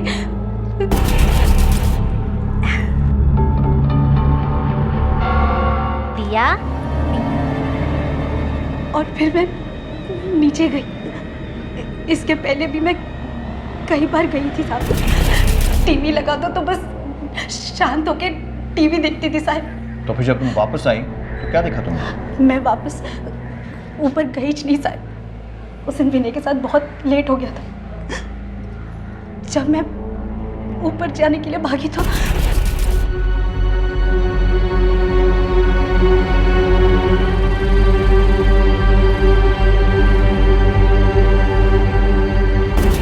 बस इतना ही पता है साहब। मेरा यकीन कीजिए, मैंने कुछ नहीं किया। लापरवाही तो की है, और उसका केस भी दर्ज होगा तुम पर। नहीं साहब, मैंने कुछ नहीं किया। मुझे छोड़ दीजिए साहब, मेरी बात का विश्वास कीजिए, मैंने कुछ नहीं किया। सर, शिंदे, सवाल ये उठता है कि उस घर का दरवाजा खोला किसने? क्योंकि वो बच्ची तो अपने आप अंदर से दरवाजा खोल नहीं सकती। इसका मतलब जो भी घर के अंदर घुसा, शायद उसके पास चाबी थी। और फिर वो बेडरूम में मिले पैरों के निशान, वो किसके? खबरियों से कोई इन्फॉर्मेशन? सर, खबरियों से जो भी नाम मिले हैं हमने उन्हें राउंड अप कर लिया है। एक काम करो, एक एक करके उन सबको इंटरोगेट करो, और बेडरूम में मिले पैरों के निशान उनके फुटप्रिंट से मैच करो। सर, तुम लोग यहाँ पहले भी आ चुके हो, जानते हो ना अगर मेरी सनक गई तो क्या होता है? बताओ किसका काम है ये? साहब, ये सब छोड़ दिया साहब, सब सच बोल रहे हो साहब, नहीं पता साहब। तो अरे साहब, ये सब मुझे भी नहीं मालूम साहब। ये सब सुन के तो मैं भी डर गया साहब। और छोटे रिचार्ज, तेरा क्या है? साहब, मेरे को भी नहीं मालूम। नहीं मालूम? नहीं, किसी को नहीं मालूम। इनके फुटप्रिंट्स ले लो मैच करने के लिए। ठीक है साहब। फिलहाल पिंकी पर लापरवाही का केस फाइल किया है, लेकिन उन दोनों की बातों से लगे ही रहा है कि वो सच बोल रहे हैं। हमने कुछ और लोगों से भी पूछताछ की है जिनका चोरी का पुराना रिकॉर्ड रहा है, लेकिन उनका भी इस केस से कोई लेना देना नहीं है। हमें शक है कि शायद कोई अंदर का आदमी इन्वॉल्व है। अंदर का? आपके घर में कहीं पर भी जबरदस्ती घुसपैठ का कोई निशान नहीं है। अब या तो अंदर से दरवाजा खोला गया था, या फिर जो भी अंदर आया था उसके पास एक चाबी थी। मोहन?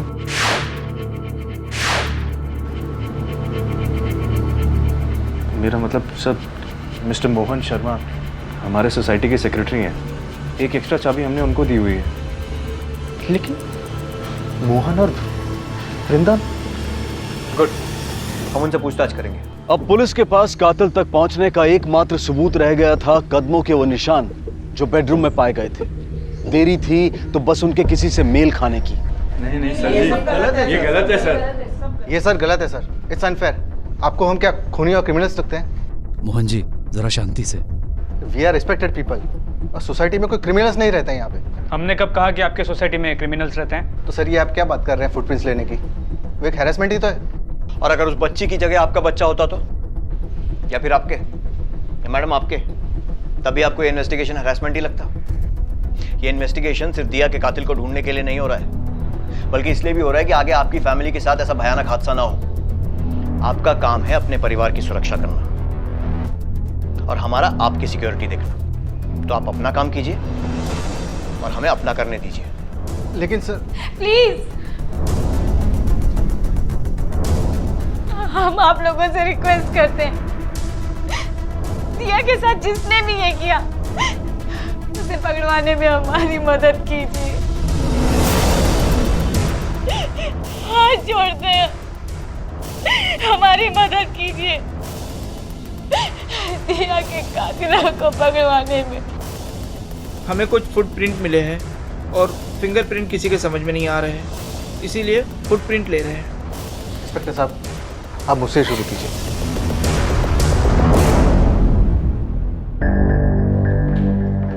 सर, कुमार्स के बेडरूम में मिली फुटप्रिंट एक लड़के के फुटप्रिंट से मैच होती है। सर मैंने कुछ नहीं किया। कुछ नहीं किया है तो मिस्टर एंड मिसेस कुमार के घर में तुम्हारे फुटप्रिंट्स कैसे मिले? सर वो मैं हमेशा जाता हूँ, जब पिंकी बीने से मिलने नीचे जाती थी तब। क्यों जाते थे? वो छोटी मोटी चीज़ें लेने। सर वैसे भी वो पिंकी तो गायब हो जाती थी, तभी मैं ही दिया पर नज़र रखता था। सर इतनी छोटी थी वो, कुछ भी हो सकता था। नजर रखते थे तो फिर मारा क्यों उस बच्ची को? सर मैंने नहीं मारा। लेकिन तुम उस वक्त वहां पर थे, मतलब तुमने देखा तो होगा कि किसने मारा। सर ना ही मैंने उसे मारा और ना ही मैंने कुछ देखा, मुझे कुछ नहीं पता। उस दिन मैं रोज़ की तरह 1:15 और 1:45 के बीच उसके घर जाता था। मैं बस जा ही रहा था कि मुझे कुछ आवाज़ें सुनाई दी, मुझे लगा अंदर कोई है, इसलिए मैं रुक गया। लेकिन मैंने अपने फ्रेंड्स को प्रॉमिस किया था कि मैं उन्हें ट्रीट दूंगा, इसलिए मैंने दोबारा कोशिश की। अंदर गया तो मशीन ऑन था, मुझे लगा कपड़े धोने रखे होंगे। अचानक मैंने देखा बाथरूम के बाहर पानी पड़ा था, पर पानी लाल था, तो मैं बहुत डर गया। मैंने एक बार कोशिश की कि खोल के देखूं, पर मुझसे हिम्मत नहीं हुई। मैं सीधा बेडरूम चला गया। मुझे पता था शरद अंकल सिगरेट्स कहाँ रखते हैं। सर इसीलिए मैं भी मेरे फुटप्रिंट्स आपको मिले होंगे। Sir I seriously don't know दिया को किसने मारा। और क्या देखा तुमने वहाँ पे? सर और कुछ नहीं दिखा सर। सर जितने भी लीड्स मिले थे सभी डेड एंड निकले। इस पिंकी और बिना की तो अपनी अलग ही कहानी है, जिसका शायद दिया के साथ कोई रिलेशन है ही नहीं। और वो फुटप्रिंट्स वो भी किसी काम नहीं है। सर कुछ समझ में नहीं आ रहा। एक बात तो समझ में आ रही है शिंदे कि पिंकी घर में थी और फिर कुछ देर के लिए शिव, और शिव ने कहा कि वॉशिंग मशीन उसके आने से पहले ही ऑन था, और जब वो घर में था तब पानी ओवरफ्लो होना शुरू हुआ। इसका मतलब कातिल दिया को पहले ही मार चुका था और शिव के आने के पहले ही भाग चुका था। अब अगर कोई चोरी करने के मोटिव से आया होता तो कत्ल करने में अपना टाइम क्यों वेस्ट करता, और फिर कुछ लेकर भी नहीं गया, क्योंकि घर से कुछ भी गायब नहीं है। इसका मतलब ये है कि ये चोरी का केस तो नहीं है। जो भी वहां आया था वो दिया को मारने के लिए आया था। मोटिव कुछ और है शिंदे। एक काम करो, पता लगाओ मिस्टर कुमार की किसी से दुश्मनी थी क्या, कोई प्रॉपर्टी का केस, रिश्तेदारों के बैकग्राउंड भी चेक करो। बिना किसी ठोस वजह के इतनी छोटी सी बच्ची को कोई इतनी बेरहमी से क्यों मारेगा? सर मैंने आपको पहले ही बताया, हमारी किसी के साथ दुश्मनी नहीं है। और रही बात जानवी की, इसकी किसी के साथ दुश्मनी हो ये पॉसिबल ही नहीं है। सर हमने कभी किसी का कुछ नहीं बिगाड़ा, हमारे साथ ही क्यों? मोहन और वृंदा के पास आना जाना था उनका। अरे जो अपना खुद का रिश्ता नहीं निभा सकते वो दूसरे से रिश्ता क्या जोड़ेंगे? अपना रिश्ता निभा नहीं सकते मतलब? कहना क्या चाहती हैं? वो शरद भाई साहब और जानवी में सर वो हमेशा झगड़ते थे। आज ये अनबन, कल कुछ और। जानवी जी, आई एम सॉरी। मैं जानता हूँ इस वक्त आप पर क्या बीत रही होगी, लेकिन हमें कुछ इन्फॉर्मेशन मिली है और कुछ सवाल हैं जो पूछना ज़रूरी है। कोई बात नहीं सर, आपको जो पूछना है आप पूछ सकते हैं। मैं तो सिर्फ दिया के हथियारों को पकड़वाना चाहती हूँ। देखिए, हमने आपकी सोसाइटी में पूछताछ की है और आपके सभी पड़ोसियों का कहना है कि अक्सर झगड़े होते थे, काफ़ी तनाव भी था। सर, झगड़े किस घर में नहीं होते, लेकिन हर घर में होने वाले झगड़ों के चर्चे पूरे सोसाइटी में नहीं होते। पर आपके झगड़ों के बारे में तो पूरा मोहल्ला बातें करता है। सर ये एक प्राइवेट मैटर है। प्राइवेट था, अब इन्वेस्टिगेशन चल रही है। अब कोई प्राइवेट मैटर नहीं है, सच बताइए। जी सर, सच। शरद को मेरी हर बात से चिढ़ होती थी। उसने कभी मेरी कदर की ही नहीं। कुछ भी बुरा होता था, कुछ भी गलत, उसने हमेशा मुझे ही दोष दिया है। इसलिए हमारे झगड़े होते हैं। उस दिन दिया आज से एक दिन पे। हाँ, तुम बेकार हो, बेकार, यूजलेस। अरे ये बार बार टाइम का रोना रोना बंद करो ना। हर एक के पास दिन में 24 घंटे ही होते हैं। मान लो प्रॉब्लम तुम में है, तुमसे मैनेज नहीं हो सकता। अरे लुक अराउंड यार, सोसाइटी में देखो, औरतें जॉब भी करती हैं और एक नहीं दो दो बच्चे बड़े करती हैं, फिर भी अपने पति के पास उनके लिए टाइम होता है। तुम ऐसा क्यों नहीं कर सकती? कोशिश कर रही हूँ ना शरद। एक तरफ ऑफिस है, दूसरी तरफ दिया। कहाँ से निकालूं टाइम हमारे लिए? तो क्यों पैदा किया था बच्चा? तुम ही ज्यादा चाहो था ना बच्चा पैदा करने का। पता नहीं सर उसे क्या हो जाता था। हर छोटी बात पर झगड़ा, हर छोटी बात पर बहस, जैसे गुस्से में पागल हो गई हो। और इसी गुस्से की वजह से हमारे रोज झगड़े हुआ करते थे। ना तो मैं अच्छी बीवी बन पाई और ना अच्छी माँ बन पाई। मैं तो किसी लायक ही नहीं। बात का पतंगर मत बनाओ जानवी। मैंने ऐसा कुछ भी नहीं कहा है। ये सब तुम्हारे दिमाग का वहम है और कुछ नहीं। मुझे कोई वहम नहीं है। इतनी पागल लगती हो ना तो छोड़ दो मुझे, चले जाओ। और हाँ, अपनी बेटी को भी लेके जाना। जीना हराम कर दिया मेरा, हटो यहाँ से। सर, दिया मेरा सब कुछ थी और इसी बात से शरद को चिढ़ होती थी। चिढ़ता था उससे, हमेशा कोसता रहता था उसे। पता नहीं सर इतना गुस्सा उसमें कहाँ से आता था, जैसे सर पर खून सवार हो गया। फिर वही चिल्लाना, गालियाँ, धमकी देना। कितनी बार वो मुझे धमकी दे चुकी थी कि वो घर छोड़ के चली जाएगी, और कितनी बार उसने मुझे कहा है कि मैं दिया को लेकर घर छोड़ के चला जाऊं। क्या आपको लगता है कि दिया के लिए शरद की चिढ़ उसे दिया को नुकसान पहुंचाने पर मजबूर कर सकती है? नहीं नहीं सर, मैं ऐसा सोच भी नहीं सकती। पता नहीं वो गुस्से में कुछ और ही बन जाती है। उसका खुद पर बिल्कुल कंट्रोल नहीं रहता है, जैसे दिमागी तौर से बीमार लोग होते हैं ना, एकदम वैसे। और उस गुस्से में वो कुछ भी कर सकती थी। साहब, आपको सर ने बुलाया है। अब यही रुकिए, मैं भी आता हूँ। शिंदे, जानवी के हिसाब से शरद को बच्चों से चिढ़ थी और इसी फ्रस्ट्रेशन के कारण वो हर बात पे झगड़ा किया करता था। लेकिन शरद का कहना तो ठीक इससे उल्टा है। उसके मुताबिक जानवी को अपने गुस्से पे कंट्रोल नहीं था और इसलिए झगड़े होते थे। इसका मतलब दोनों में से कोई एक तो झूठ बोल रहा है। लेकिन समझ में ये नहीं आ रहा कि कौन सच कह रहा है और कौन झूठ। एक काम करो, शरद से पूछो कि वो मर्डर वाले दिन कहाँ थी। मैं जानवी से पूछताछ करता हूँ। सर, कहाँ थी मतलब? ऑफिस में होंगी, और कहाँ? नहीं, मैं एग्जैक्ट टाइम के बारे में पूछ रहा हूँ। 1:30 से 1:45 के बीच में। 1:30 से 1:45? सर, लंच टाइम होता है। शायद मैं अपने कॉलीग्स के साथ लंच करने पेंट्री गई होंगी। मुझे कुछ ठीक से याद नहीं है सर। उस दिन जो कुछ हुआ सब धुंधला सा है। मुझे कुछ भी याद नहीं है सर। मैं मीटिंग में था सर। अपने ऑफिस में? जी, अपने ऑफिस में। सर, इस शरद का बर्ताव मुझे कुछ अजीब लग रहा है। जानवी भी बहुत घुमा फिरा के बातें कर रही है। एक काम करो, दोनों के बयानों की जांच करो। उनके कॉल रिकॉर्ड्स मंगवाओ और उनके ऑफिस के सीसीटीवी फुटेज भी। पता करो कौन सच बोल रहा है और कौन झूठ। सर, देखिए, आप ठीक से याद कीजिए। You can take your time. नहीं सर, ज़्यादातर शरद और मैं साथ में रहते हैं और उस दिन भी वो मेरे साथ में था। सारा सीसीटीवी फुटेज 11 बजे से लेके 3 बजे तक का इमीडिएट। जानवी, वो तो ऑफिस में थी। शी वाज एट ऑफिस ना। हमने तो उसको लंच के लिए भी बुलाया पर वो आई नहीं। शायद उसकी तबीयत खराब थी सर। ये कितने बजे की बात थी? 1 के आसपास की। सर, ये कॉल रिकॉर्ड्स और सीसीटीवी फुटेज।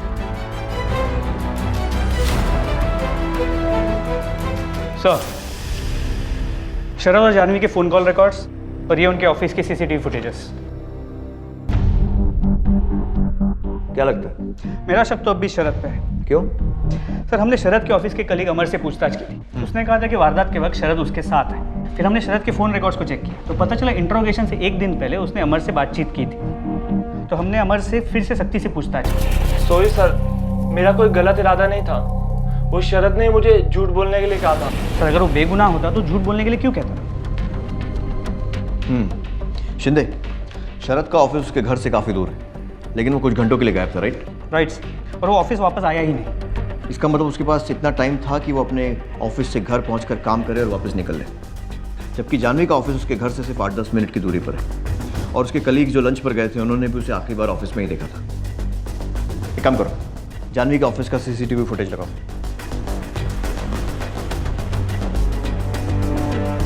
सर,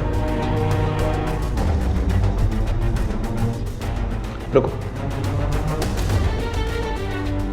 ये देखो, ऑफिस से निकली 1:15 बजे और कॉल रिकॉर्ड्स के हिसाब से जिस फोन पर वो झगड़ रही थी शरद का है।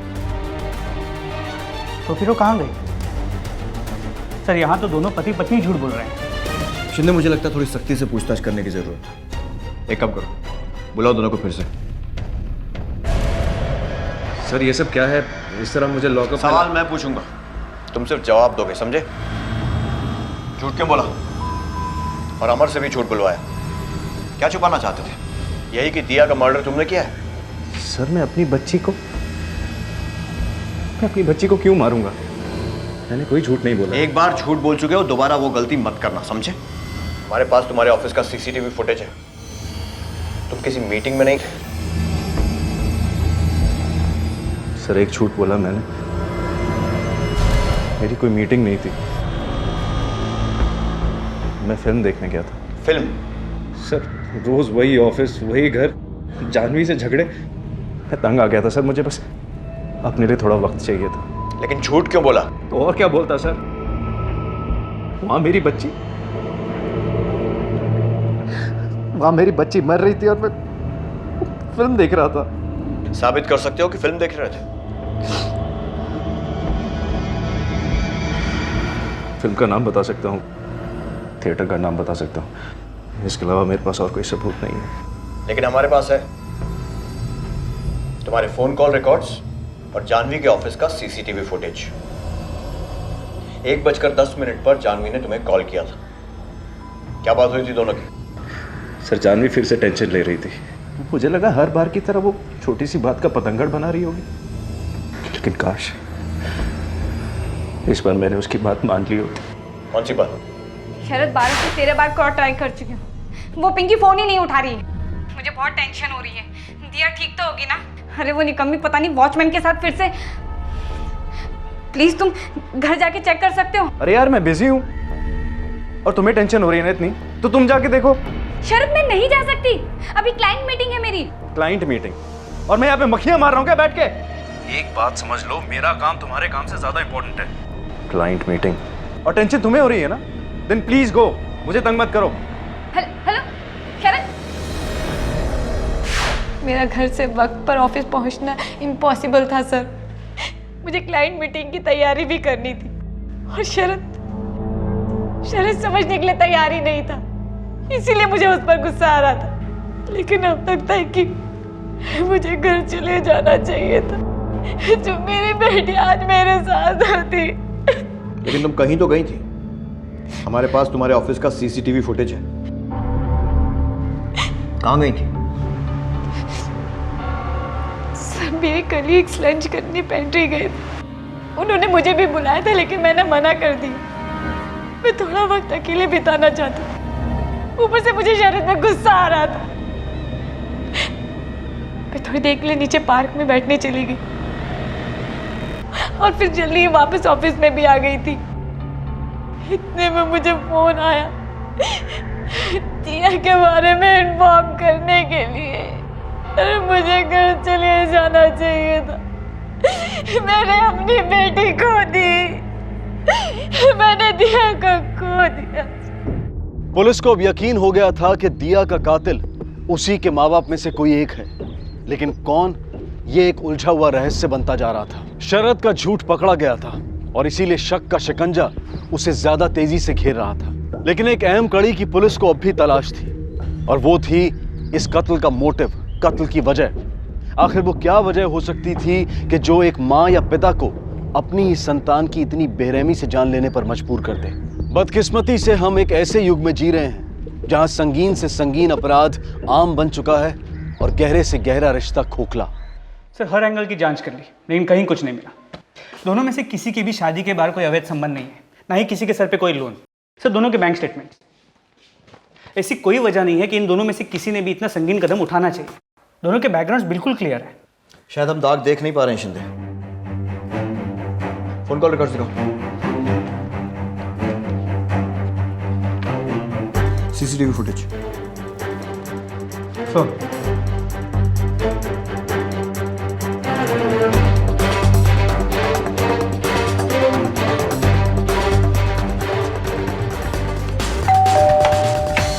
कौन है शरद? इंस्पेक्टर झा।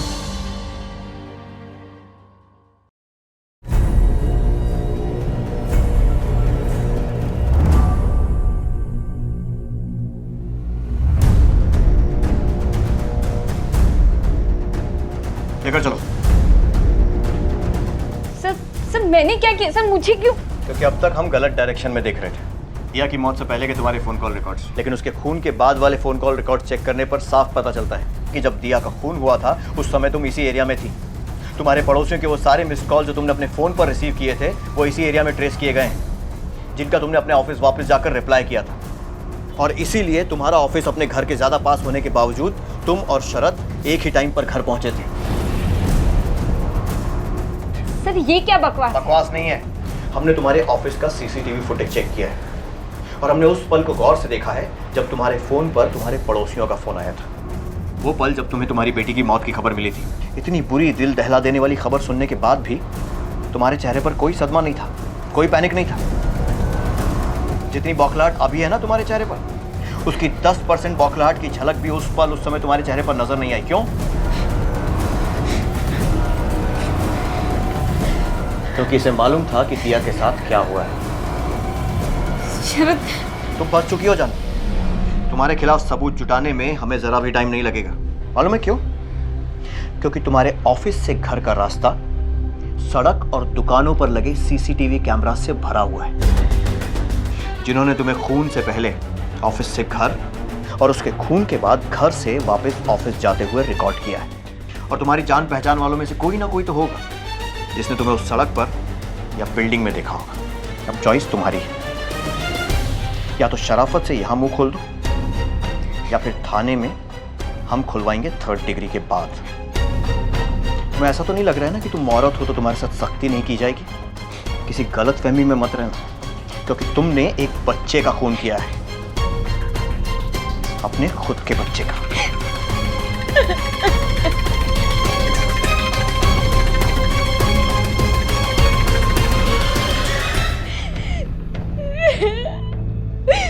सर मैं उसे नहीं मारना चाहती थी, मैं उसे नहीं मारना चाहती थी।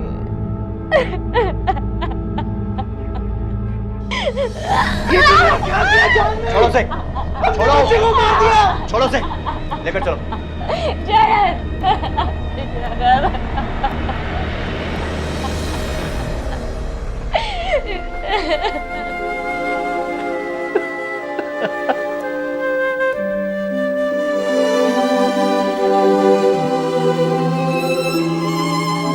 दिया,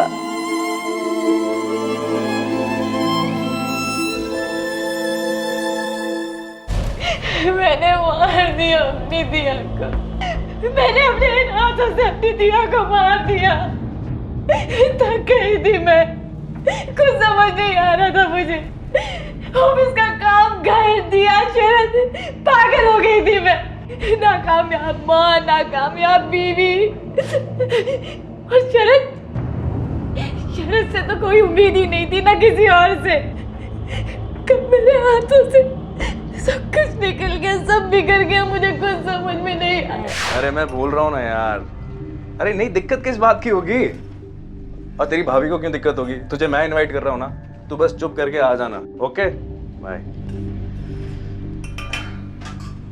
जानवी, अमर का फोन आया था, वो आज शाम को ना डिनर पे आएगा, तो कुछ अच्छा सा बना लेना, कुछ चिकन विकन बना लेना, ठीक है? नहीं, आज कैंसिल कर दो। आई एम ऑलरेडी टायर्ड, और ऑफिस का काम भी है तो हार्डली टाइम मिलेगा मुझे। तुम्हारी टाइम की रट फिर शुरू हो गई। बाकी सब चीजों के लिए टाइम है तुम्हारे पास, मैं कुछ कह दूं उसके लिए टाइम नहीं है। अरे यार, सैटरडे संडे है, छुट्टी है, पूरा हफ्ता तुम्हारे पास एक सेकंड टाइम नहीं होता है मेरे लिए। एटलीस्ट वीकेंड पे तो टाइम निकाला करो। छुट्टी तुम्हारे लिए होगी शरद, वीकेंड पे मेरा काम दुगना हो जाता है। घर का और ऑफिस का दोनों काम मुझे इसी टाइम पे निपटाना पड़ता है। समझ आई तुम्हें? हद है। वाह, घर का काम? अरे मुझे लगा हमारा घर का काम हमारी काम वाली बाई करती है। अगर उसका काम भी तुम करती हो तो उसे तनख्वाह क्यों देते हैं? निकाल देते हैं ना उसे। शरद प्लीज। अरे यू शट अप यार, बहाने मत बनाओ। तुमसे नहीं होता मैनेज तो एक्सेप्ट करो, मुझसे कुछ नहीं हो पाएगा। बस हो गया? अरे हाथ नहीं बढ़ा सकते, कम से कम प्रॉब्लम को समझा करो। Stop it. रोज की तरह एक नया ड्रामा शुरू मत करो, बात करने की तमीज नहीं है। चाइल्ड। और उस दिन मैंने शरद को कॉल भी किया था, अपने लिए नहीं, दिया के लिए। लेकिन टेंशन उसे की होगी, घर, दिया सब मेरी तो जिम्मेदारी है ना, तो मुझे ही टेंशन होगी, उसे क्यों? और तो उसने मुझे ही डांट के फोन काट दिया। उसके बाद मैं ही उसका ध्यान रखने के लिए घर चली गई थी, लेकिन मैंने भागकर अपनी बेटी को मार दिया।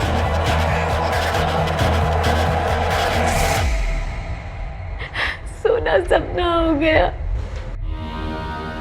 वो घर, वो शोर, वो बेबसी सब खत्म करना चाहती थी मैं खुद को भी खत्म कर देना चाहती थी।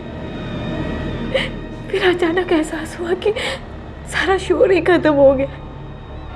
अपनी सांसों को महसूस कर पा रही थी मैं। फिर समझ में आया कि दिया, मैं मशीन ने दिया को बचाने के लिए भागी, लेकिन अचानक दरवाजा खोलने की आवाज आई। मुझे लगा पिंकी होगी, वो दिया को बचा लेगी। मैं डर गई थी, इसलिए मौका देख के मैं वहां से भाग गई। या तो मेरे लिए सब कुछ थी, फिर मैंने ही अपनी बेटी को, सबसे लड़की गलती है, उसने मुझे पागलपन के साथ तक धकेल दिया। मैंने अपनी बेटी को मार दिया। कई युगों पहले चाणक्य ने कहा था, क्रोध यमराज है, क्रोध अंत है। आज का हमारा आधुनिक जीवन रोज हमारे चारों ओर चीख चीख कर इस पुरानी कहावत का प्रमाण दे रहा है। भागदौड़, संघर्ष और परेशानियों भरे जीवन में अक्सर एक किस्म का दबाव पैदा होता है। हम में से कुछ लोग इस दबाव को झेल पाते हैं, लेकिन कई लोग ऐसे भी हैं जिन्हें यह दबाव एक घोर अपराध की ओर धकेल देता है। आसान नहीं है आजकल जिंदगी, खासकर उन महिलाओं के लिए जो एक साथ कई जिम्मेदारियां निभाती हैं। एक पत्नी की जिम्मेदारी, एक गृहिणी की जिम्मेदारी और खासकर एक माँ की जिम्मेदारी। अगर एक महिला मेहनत कर घर के आर्थिक विकास में योगदान कर सकती है, तो क्या यह पुरुष का फर्ज नहीं बनता कि वो घर की अन्य जिम्मेदारियों में महिला का साथ दे, उसे सहयोग दे? शरद वाकई नेत्रहीन था जो जानवी की पीड़ा देख नहीं पाया। वो नासमझ था जो अपनी पत्नी की व्यथा और उसके जज्बात को समझ नहीं पाया। और इसी बेपरवाही ने उस छोटे से परिवार को एक खौफनाक अंत तक पहुंचा दिया। क्रोध वाकई में सब नष्ट कर देता है। अपने घरों में, अपने परिवारों में अपनी समझ में मौजूद इस दबाव को, इस क्रोध को नजरअंदाज न करें, सतर्क रहें। अब मैं अनूप सोनी आपसे विदा लेता हूं। फिर मुलाकात होगी अगले एपिसोड में एक और चौंका देने वाले केस के साथ। तब तक अपना और अपने परिवार का ख्याल रखें और देखते रहें क्राइम पेट्रोल डायल 100। सबक एक को सीख हम सबको। जय हिंद। क्राइम पेट्रोल्स के और भी दिलचस्प कहानी देखने के लिए हमारे चैनल को सब्सक्राइब करें और बेल आइकॉन दबाना न भूलें।